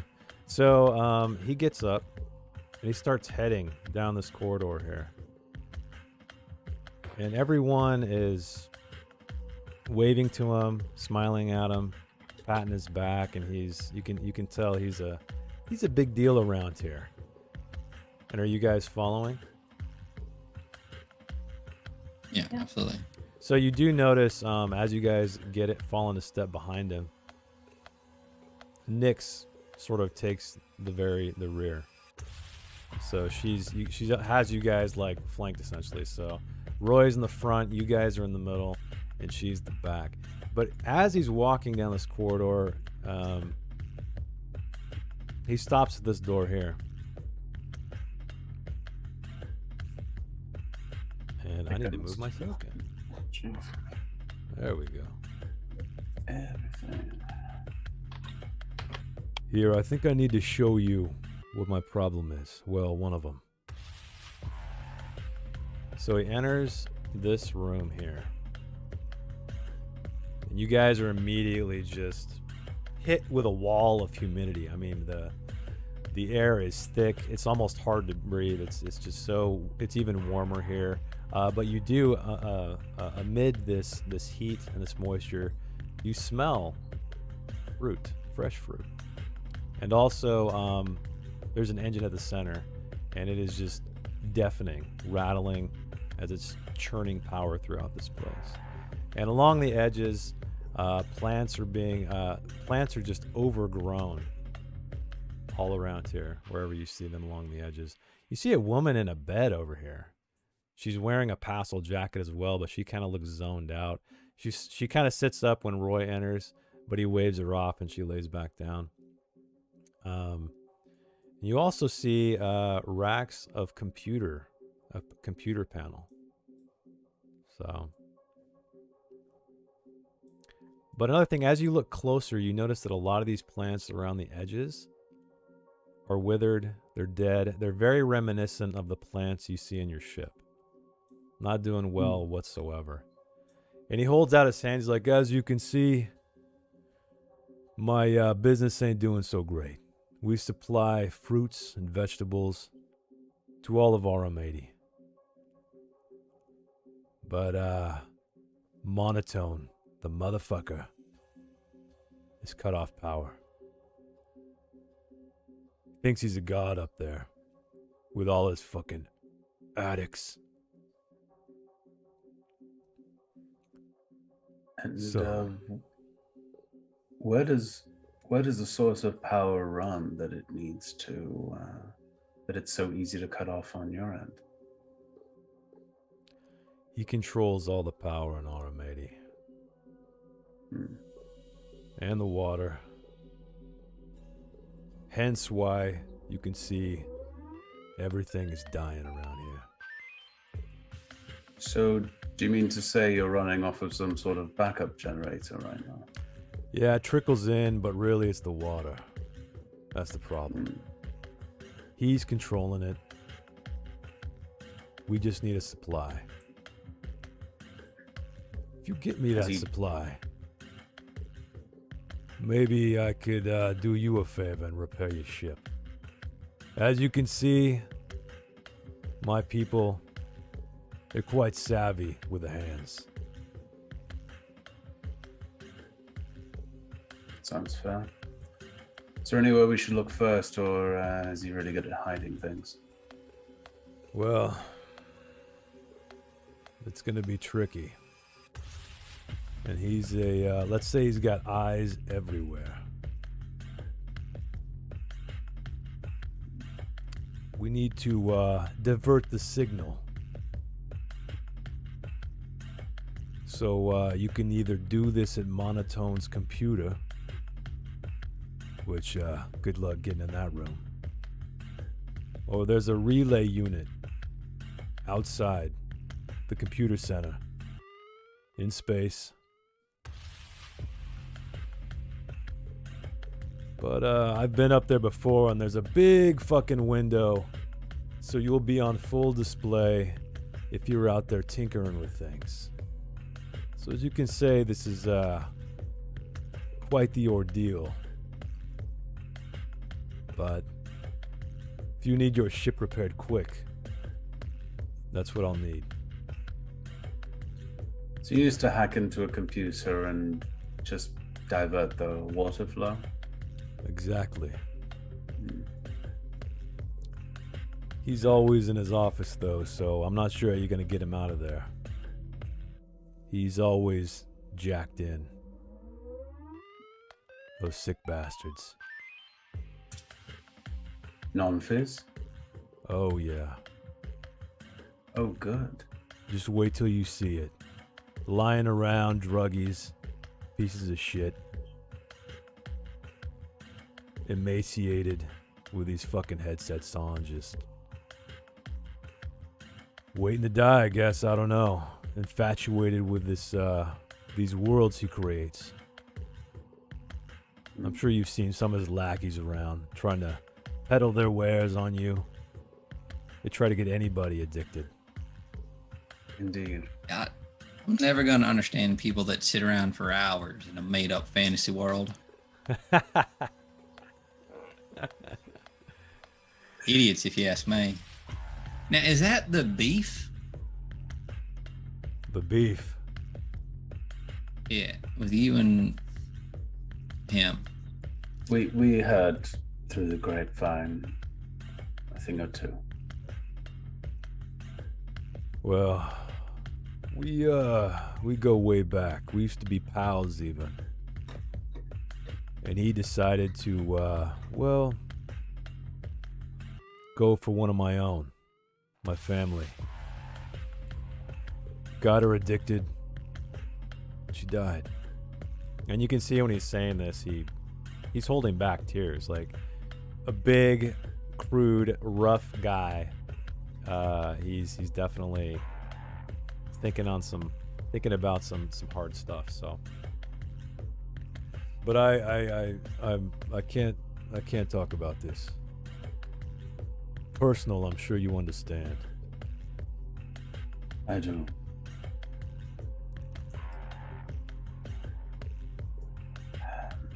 Is there any... I think we have a middleman who can take the attention off us. Hey, whatever you gotta do, whatever you gotta do. All I know is my supply is dying. They need water quick. That's top of my game here. That's what I need the most. So, I guess now this is just me spitballing. Asking questions, trying to figure out a plan, right? Have you ever thought about just getting rid of him? Well, it has crossed my mind, especially after, well, you know, what I just told you. But Ragosa, she keeps things in check around here. So we keep our cool. We keep to our side of Aramedi. And, well, I guess we've made our peace. I don't know what to say. You know, I'm not a complete barbarian. Well, I mean, listen, neither am I guess.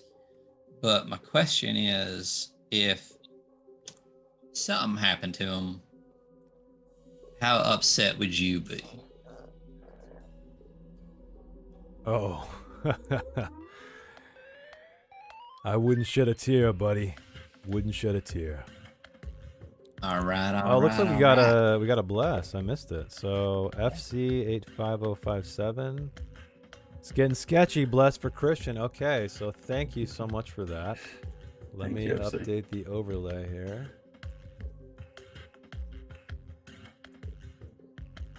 So we got ourselves. One moment, please. Okay.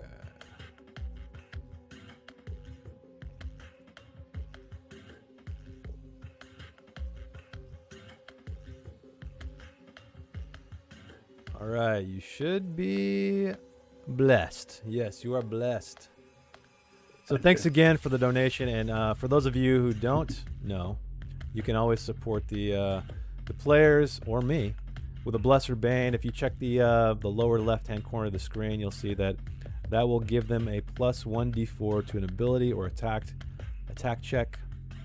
or me, I can add a D4 to an ability or attack check for an enemy. So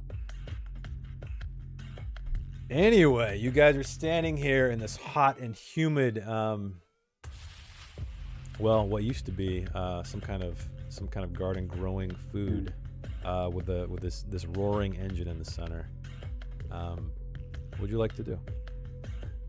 I think in closing at least this interaction, unless anyone else has something to say, just let him know, because it seems like he's unaware that, like, you know, it seems like they're trying to keep to their own territories or sides.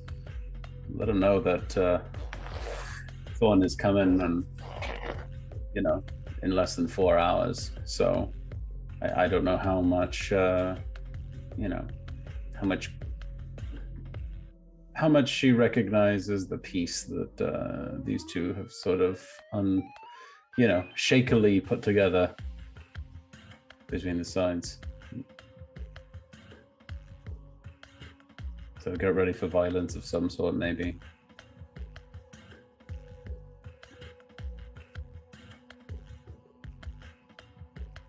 Okay. How does he react to that?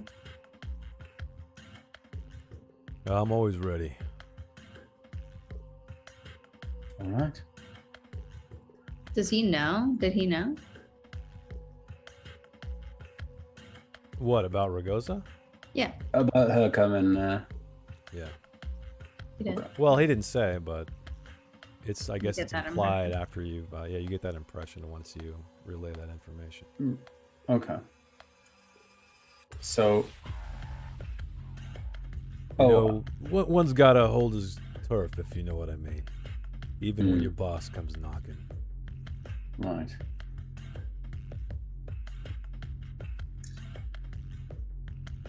And as you guys are standing here, you hear shouting out in the corridor. And he kind of, excuse me. And he pushes through. You guys, stands in the corridor. Ingrid, I guess you would see this. You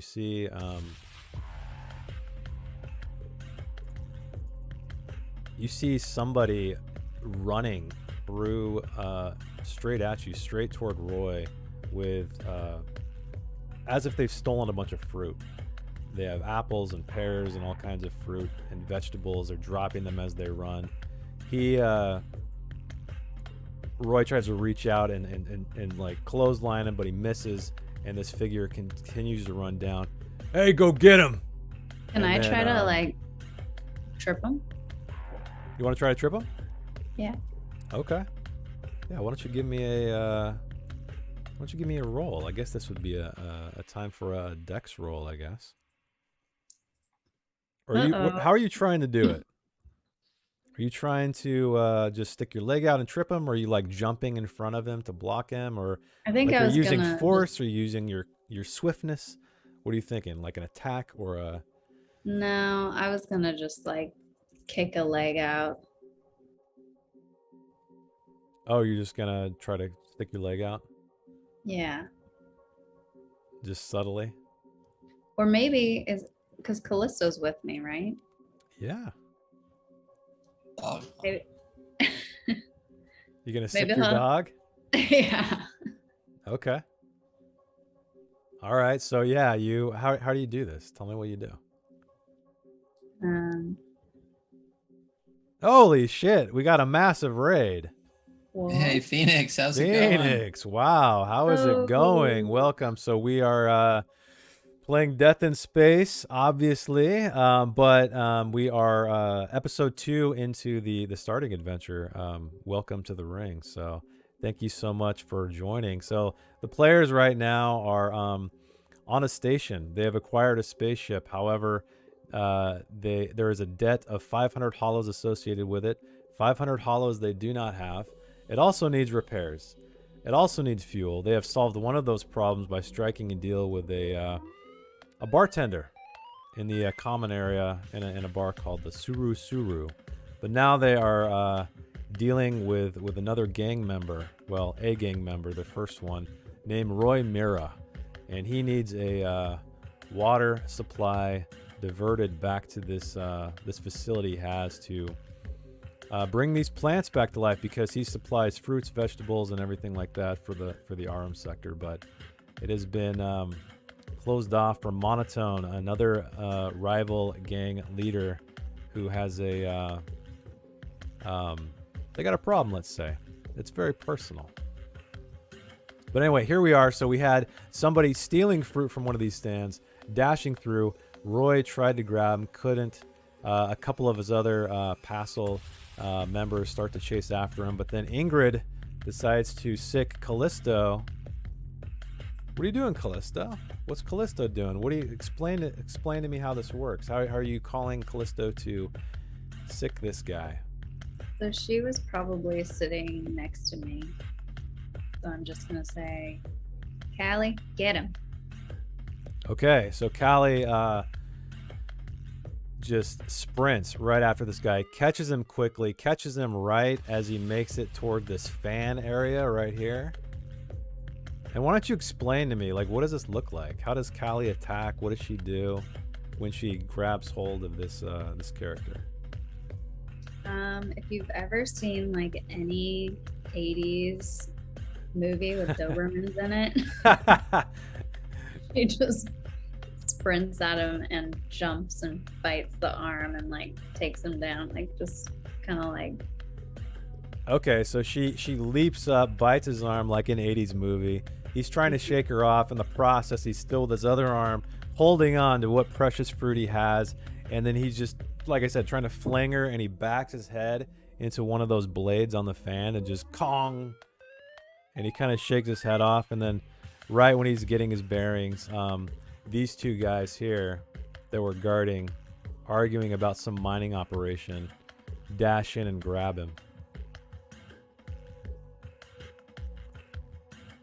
So what are the rest of you guys doing? So Roy's making his way toward the scuffle down here. Yeah, well, I mean, I push out right as I hear all this, and if I looked out in the hallway quick enough to see that, I'd be like, "Fuck yeah, dog, get him!" Not DAWG, right? DOG, right? A little bit of both. A little bit of both? All right. Yeah, column A, column B, you know. So the guy's just screaming, "Get him off me! Get her off me! Get it off me!"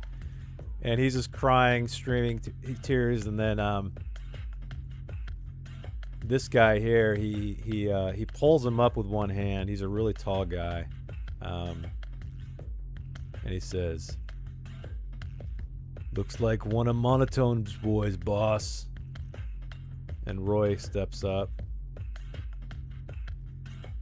and he picks him up. He pulls him to his face, and he says something you guys can't hear. He says it right into his ear, and then throws him on the ground, and these two guys pick him up and drag him away.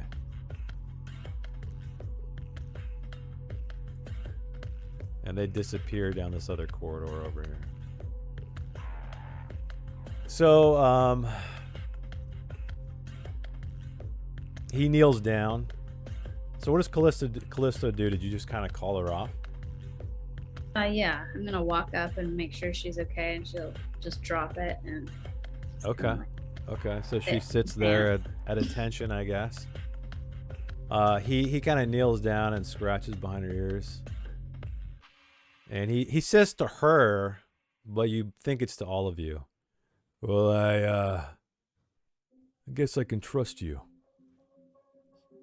And he gives her one more pat on the head, stands up, takes his seat at the noodle bar again, and begins to eat. And Nick sits down. What's up? Callisto on the head or Ingrid on the head? Wait, what?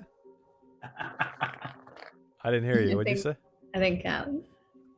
Did he pat Callie or did he pat her? sorry. I guess I can trust you, girl. Callie, yeah. I guess I can trust you. So anyway, they go back to their noodle eating. They're nudes. They're nudes, yeah. It's Some Naruto nudes. here. I want to like group everyone together and mention, I think that little non-fizz junkie friend may pose as a good distraction, at least to get the door open. Austin, if there's any time to go guns a-blazing on a bunch of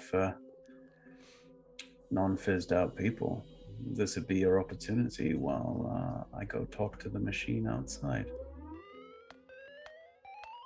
Are you telling me to go shoot a bunch of jacked up people? Isn't that what you wanted? I mean, the one that we were going after, right? You wanted to kill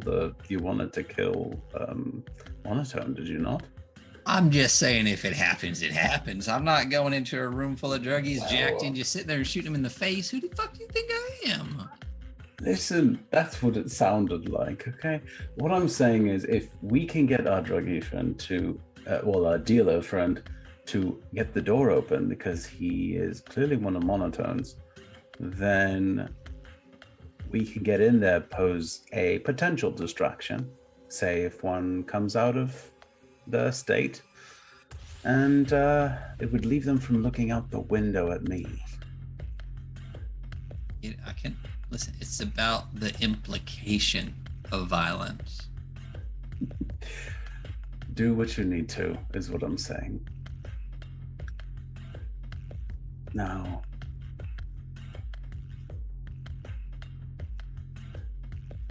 should anyone else like to go for a little spacewalk and give me a hand?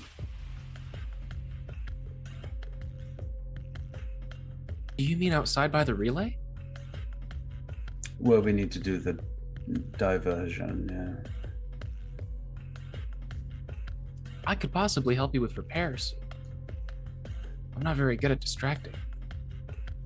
Well, yes, that's why it'd probably be best if you do come along. So we're going straight to spacewalk, not office computer. Well, I would say it's a split thing because one would have to distract while the other's working on the relay, right? Because where the relay is by the window where they could clearly see me. So we need to keep their eyes off the diversion, which would be us in spacesuits fumbling about. And Now, even what- though they, what- yeah. What if the diversion's a diversion? I mean, so what if? What? Now listen to what I'm saying. All right. All right. Smooth as butter up here. What if you did the spacewalk and got seen on purpose, and then Monotone leaves his office, and I gotta have a little chat with the computer? Maybe plan B? Well, that would work. Then we need someone to intercept him so he doesn't end up coming out after me. So someone in the middle to maybe knock him out or something. But yes, I see what you're saying. We got Callie here. She's obviously doing the trick already. Exactly. Red's clearly the muscle of the group. And it doesn't seem like we'll Solid have a lot plan. of... Yeah, it doesn't seem like the cronies are going to be very mobile anyway. That sounds good. So let's get the door open, talk to our friend. Maybe he's still mumbling about the bar and at Chino's. All right. So plan A, relay spacewalk. Plan B, spacewalk becomes a distraction. I talk to the office computer. Plan C, we just start shooting. Shoot while I'm one gun? while I'm spacewalking, I guess. Do you have a suit? Yeah,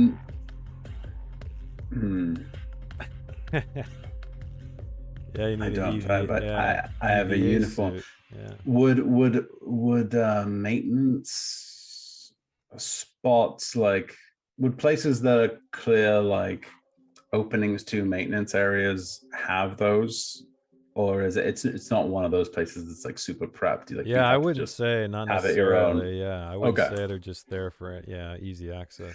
I've been playing Alien too much. It's too convenient. No, that's fair. Okay. All right. So I guess you know what? Maybe we Well, should remember ask. he told you. Yeah, he told you that you can either use the computer directly, Yeah, or you can No. hack some kind of relay unit that's in space. So that's in he space. gave you 2 ways to do it. Now you guys can obviously think of different ways, I'm sure, but those are the Well, 2 ways that isn't Roy knows. the space way plan A and the computer way plan B? He's Okay. got it. Okay. But we do need a spacesuit now. Maybe Roy can loan us a spacesuit for this mission. I've got some magnetic boots. if Oh, you that's do? helpful. Oh, cool. I didn't know That's you had good. magnetic boots. Yeah, that's cool. I asked Roy, listen, we're mulling over the plans. Sorry to interrupt your noodles again. Would you happen to have access to an EVA suit to be returned to you, of course, after everything's done? Hmm. Need to do a little walk on the outside. Well, normally I probably wouldn't do such a thing, but you've proved your trustworthiness with that fucking parliament and everything. So, yeah, I can fix you up with that. You're gonna haul this thing Perfect. around. Which one of you guys gonna carry this big ass suit around? It'll likely be me doing the diversion outside if all goes well. Yeah. All right. So he nods to a guy behind you, and it's one of the individuals who took the man away. And he, hey, Bowie, go take him. Take him to the supply room, hook him up with an EVA. Maybe something else if they're lucky. And he grins, teeth full of noodles, gulps them down. And then this guy, he nods. He directs you with a nod of his head to follow him.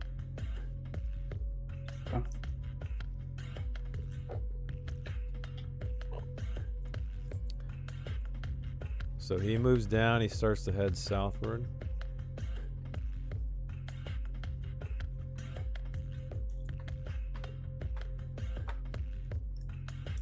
And he heads to this door.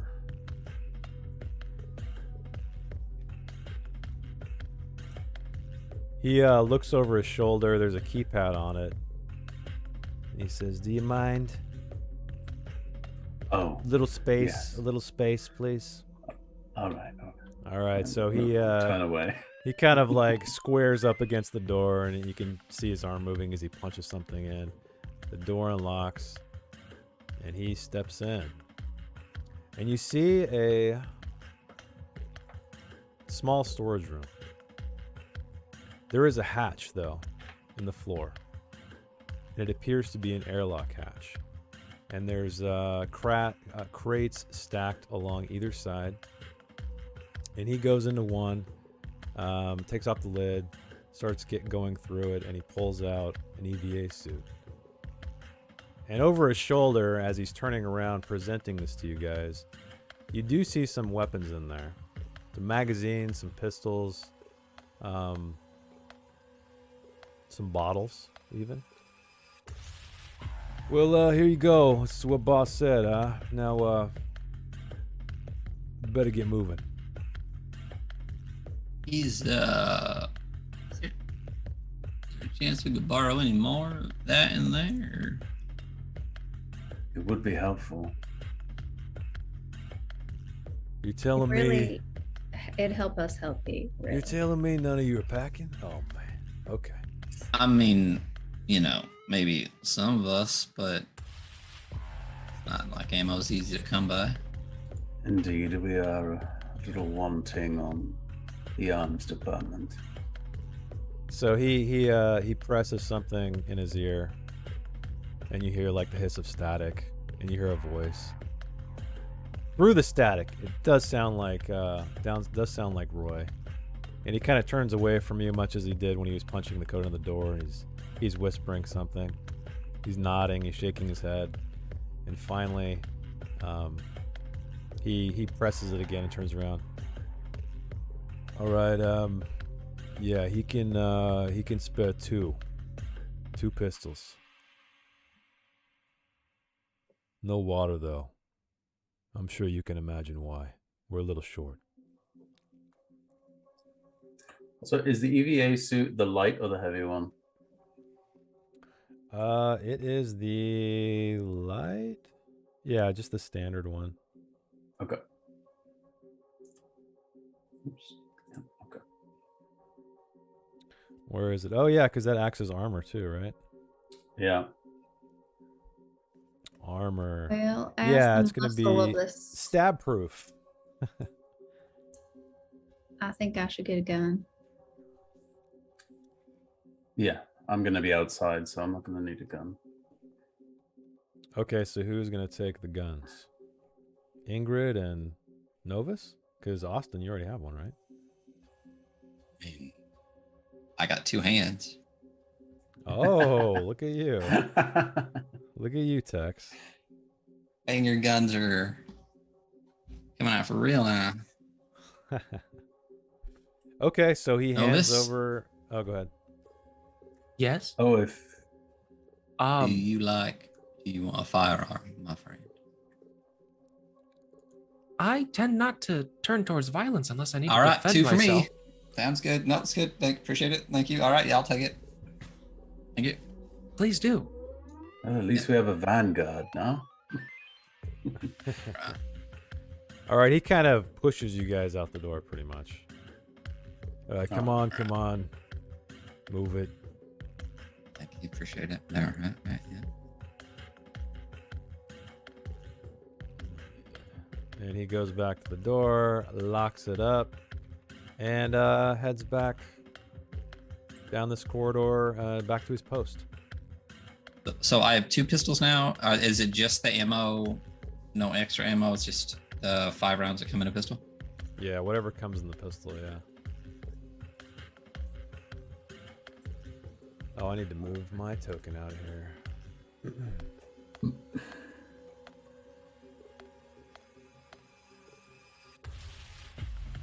Wait, where did my token go?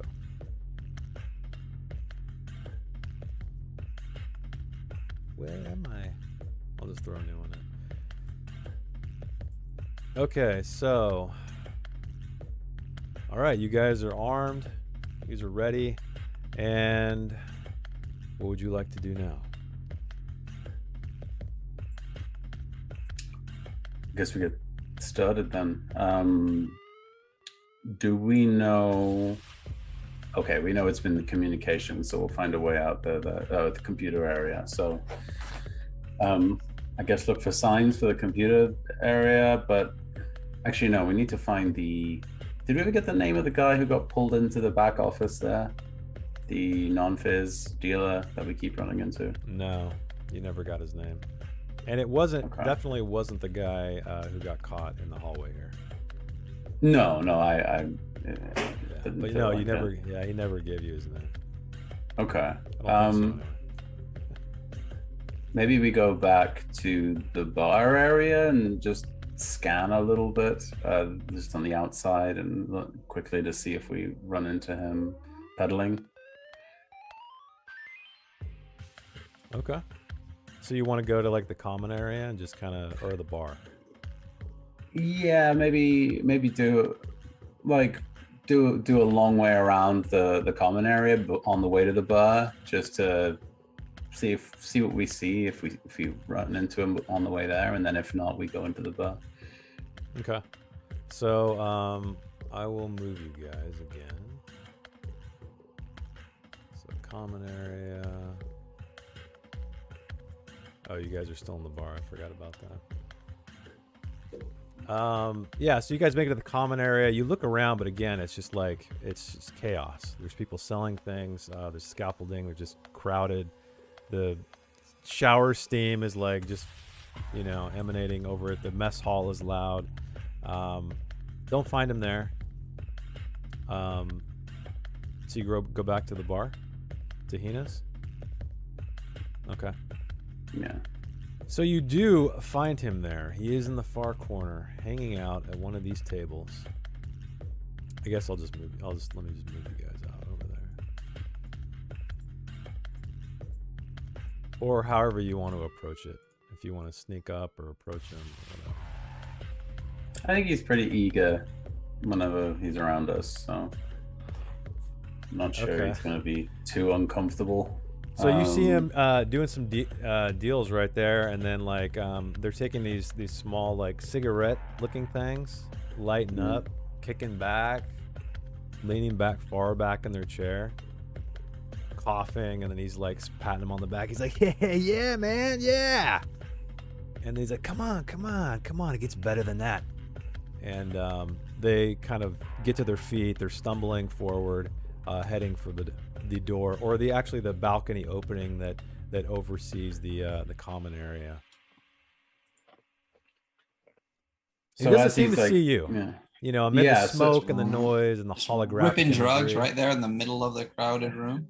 Aren't there Yeah. kids around? No, not in the bar. Not On in the the bar. bar. Not in the suru. Seem to be So I guess everywhere as he's grazing by, I kind of do like a little like just hook my hand into his arm as he passes by, just to like pause him and have him look up, and Okay. I say, you know, we may need a little help getting something. Yeah. Like what? Yeah. Oh, I'll be right there. Hang on. And he talks to those two people that are heading out. Come on, man. What is it? We heard that you have some access to some pretty good stock that's only kept in an exclusive location with Monotone himself. I keep hearing about it. You know, we know the right people around here. So I'm wondering if perhaps you could get us some. You know Monotone yourself, right? Oh, You must, yeah. I know Yeah. Monotone, yeah. Absolutely. So you guys are finally turning around, huh? You ready for the I best mean- experience of your lives? You're Austin never doesn't gonna like- unplug. Never. Austin doesn't like to admit it, but you know, he does like to partake sometimes, so he wants me to speak for him a little bit. So yeah, if you wouldn't mind just maybe heading on over there soon and grabbing some. You want me to bring you some drugs? Or you want me to take you to the fucking temple where it all goes down? Well, would that be allowed? Oh, of course. Yeah, hey, the more the merrier. You're all welcome. Come on, man. And he just kind of like, Austin. I mean, it seems like this. You know, the station is your oyster. Please. And I just kind of like shrink away from the situation and let Austin get thrown into this. drugs. Let's go. I knew you'd come around, buddy. I knew it. Oh yeah, you know. And he you like know me. claps Hey, his what's your name? hands, rubs his hands together, and he dashes off toward the exit. And you guys follow him through the common area. He almost slips through like a wraith. Like he's hard to follow, but he'll flash his eyes back at you and a smile every once in a while, so you don't lose sight of him. And he takes you to. Let me bring your tokens in, everybody.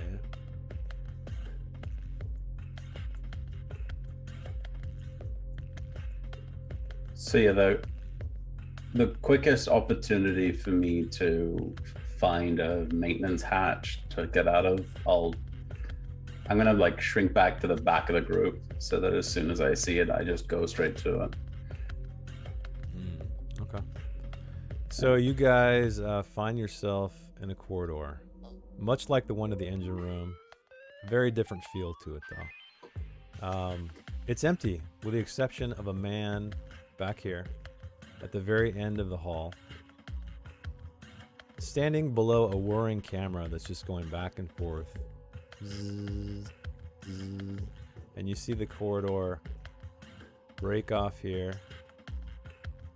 And the guy he pushes through, he's like, "Hey, Coil! I got some new ones. Let us in, let us in, let us in." And he kind of eyes you guys. And as you guys, I guess you're going to follow him. You do see, like I said, another passage heading this way, but he continues to move farther down. And, is it a screen he's talking to? Like a camera or something? This right here? Yeah. This is a camera, like a security camera. Okay. So it's mounted to the wall, just kind of whirring back and forth, keeping an eye on what's going on. You I'm gonna saw try them and in really, yeah. Roy's place too. Right. I'm gonna really try and stay behind the rest of the group for this. Okay. Are you guys approaching the door, or are you guys gonna just hang back in the corridor?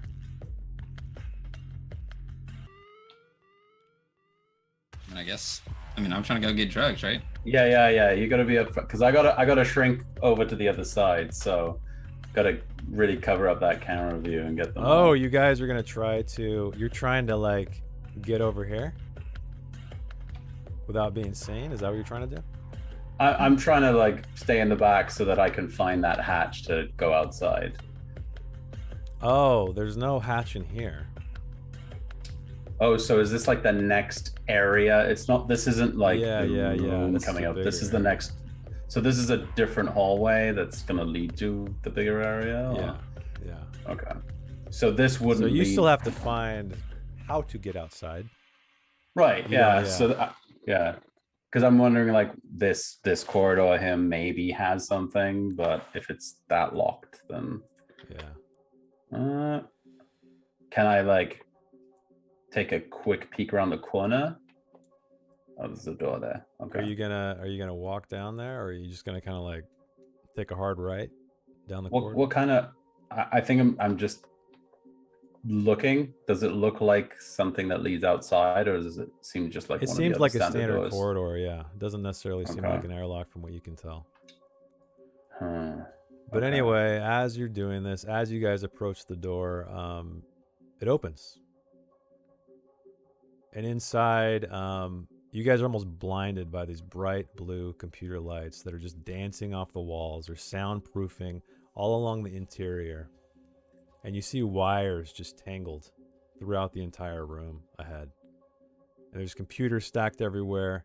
And you see just all of these non-phys addicts lying on their back. They're all over the room wearing these headsets. And it smells like burnt electronics in here. And that's where we're going to stop tonight, everybody. Ooh. At the computer center to see if these guys can seal the deal with Mr. Roy Mira. But before we go, like always, let's do an experience point check. I think it's page 68. No. So if you're just joining us for the first time, the way experience points work in this is I ask a series of questions to the players, and for every affirmative answer, they get an experience point, and then they can trade those in for ability upgrades, HP, and so on and so forth. So, did you guys repair anything? That's the first question. Nope. Did you deliver on a dangerous contract? Nope. Did you use at least one void point? Nope. Did you discover a new and potentially dangerous place? I would say yeah. So you guys all get 1 point for that. Did you gain a new enemy? I don't think you've really made any enemies yet. You've made potential allies. You haven't, yeah, I don't think you've made an enemy yet. Did you find someone new that you can trust? Yeah, I would say so. So this is another experience point. Did you contribute with something especially memorable? I don't know. This is kind of a planning session.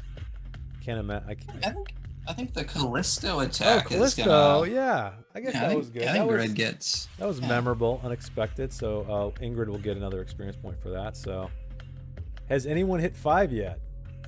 I just hit 5. Nice. Oh. So, I think that is the first. Yeah. So, does anyone want to use those, or are you guys going to hold on to them? So, if you have 5, you can increase an ability by 1, raising to at least +1, or sorry, at most +1. Or you can increase your maximum hit points by 1d4, or you can hang on to them and save them up for something cooler.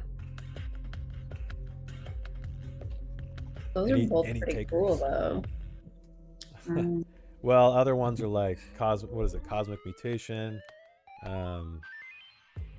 increasing abilities even higher. But I think most of you guys have kind of pretty low abilities, right? Yeah. So can we pick the ability that we? Yeah.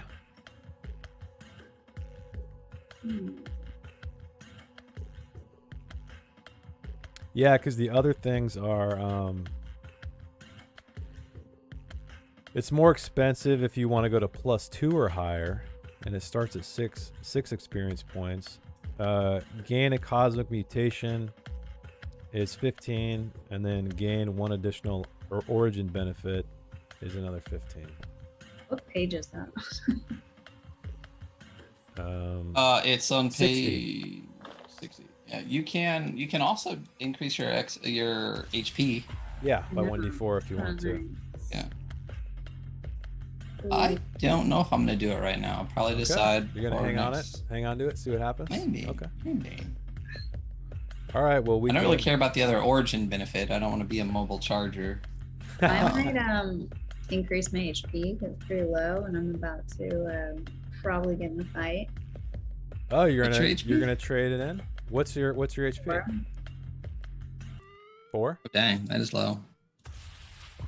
so- I think me and Vide have the most at 7. I can't. Novus' sheet is the only one I can't double click on this token and see. Oh, maybe it's because I have it open. Try now. Scared I'm gonna get a 1. Nothing. Weird.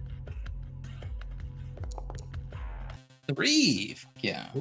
7 now. Oh, now- dang! So you traded in your 5. Okay. Nice. I did. Novus, how many HP do you have? 3.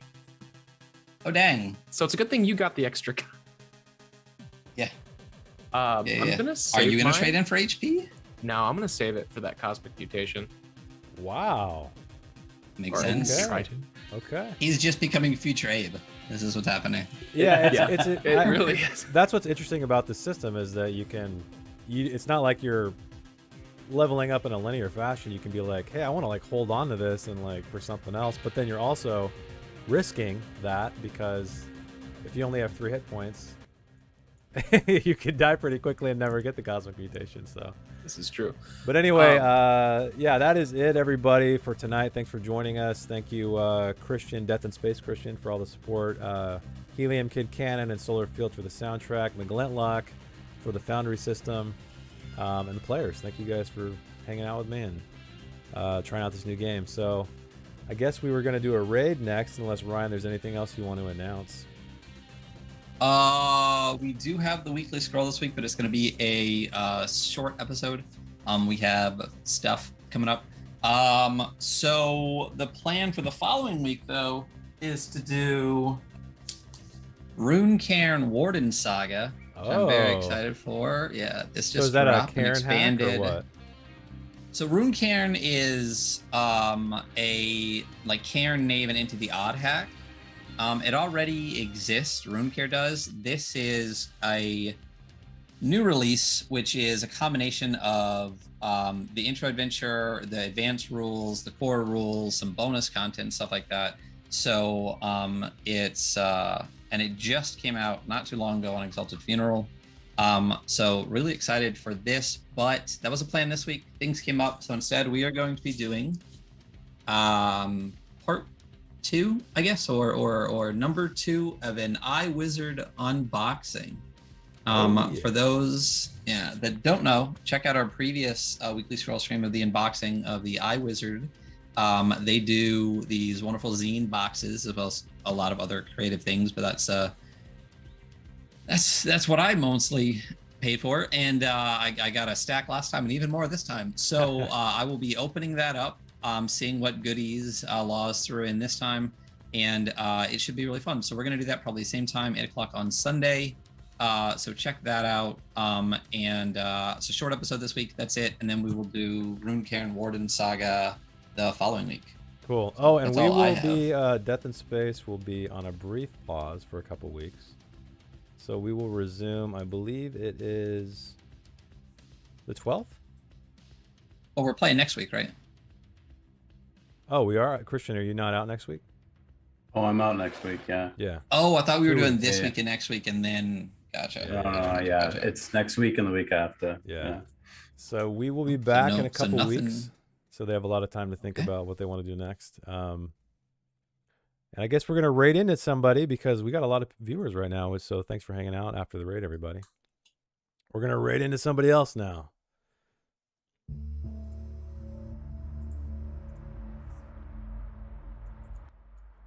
And yeah, I will pick that raid and toss us in there when Yeah. And after the credits. oh yeah, we're going to let the credits roll for the awesome supporters, the awesome follows, and the bits we got tonight.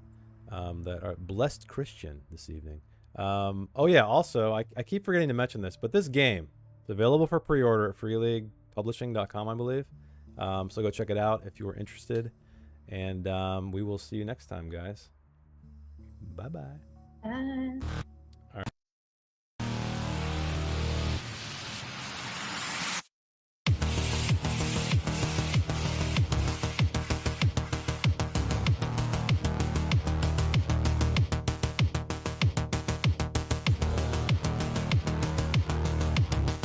A thinking machine has been man's dream, also his nightmare.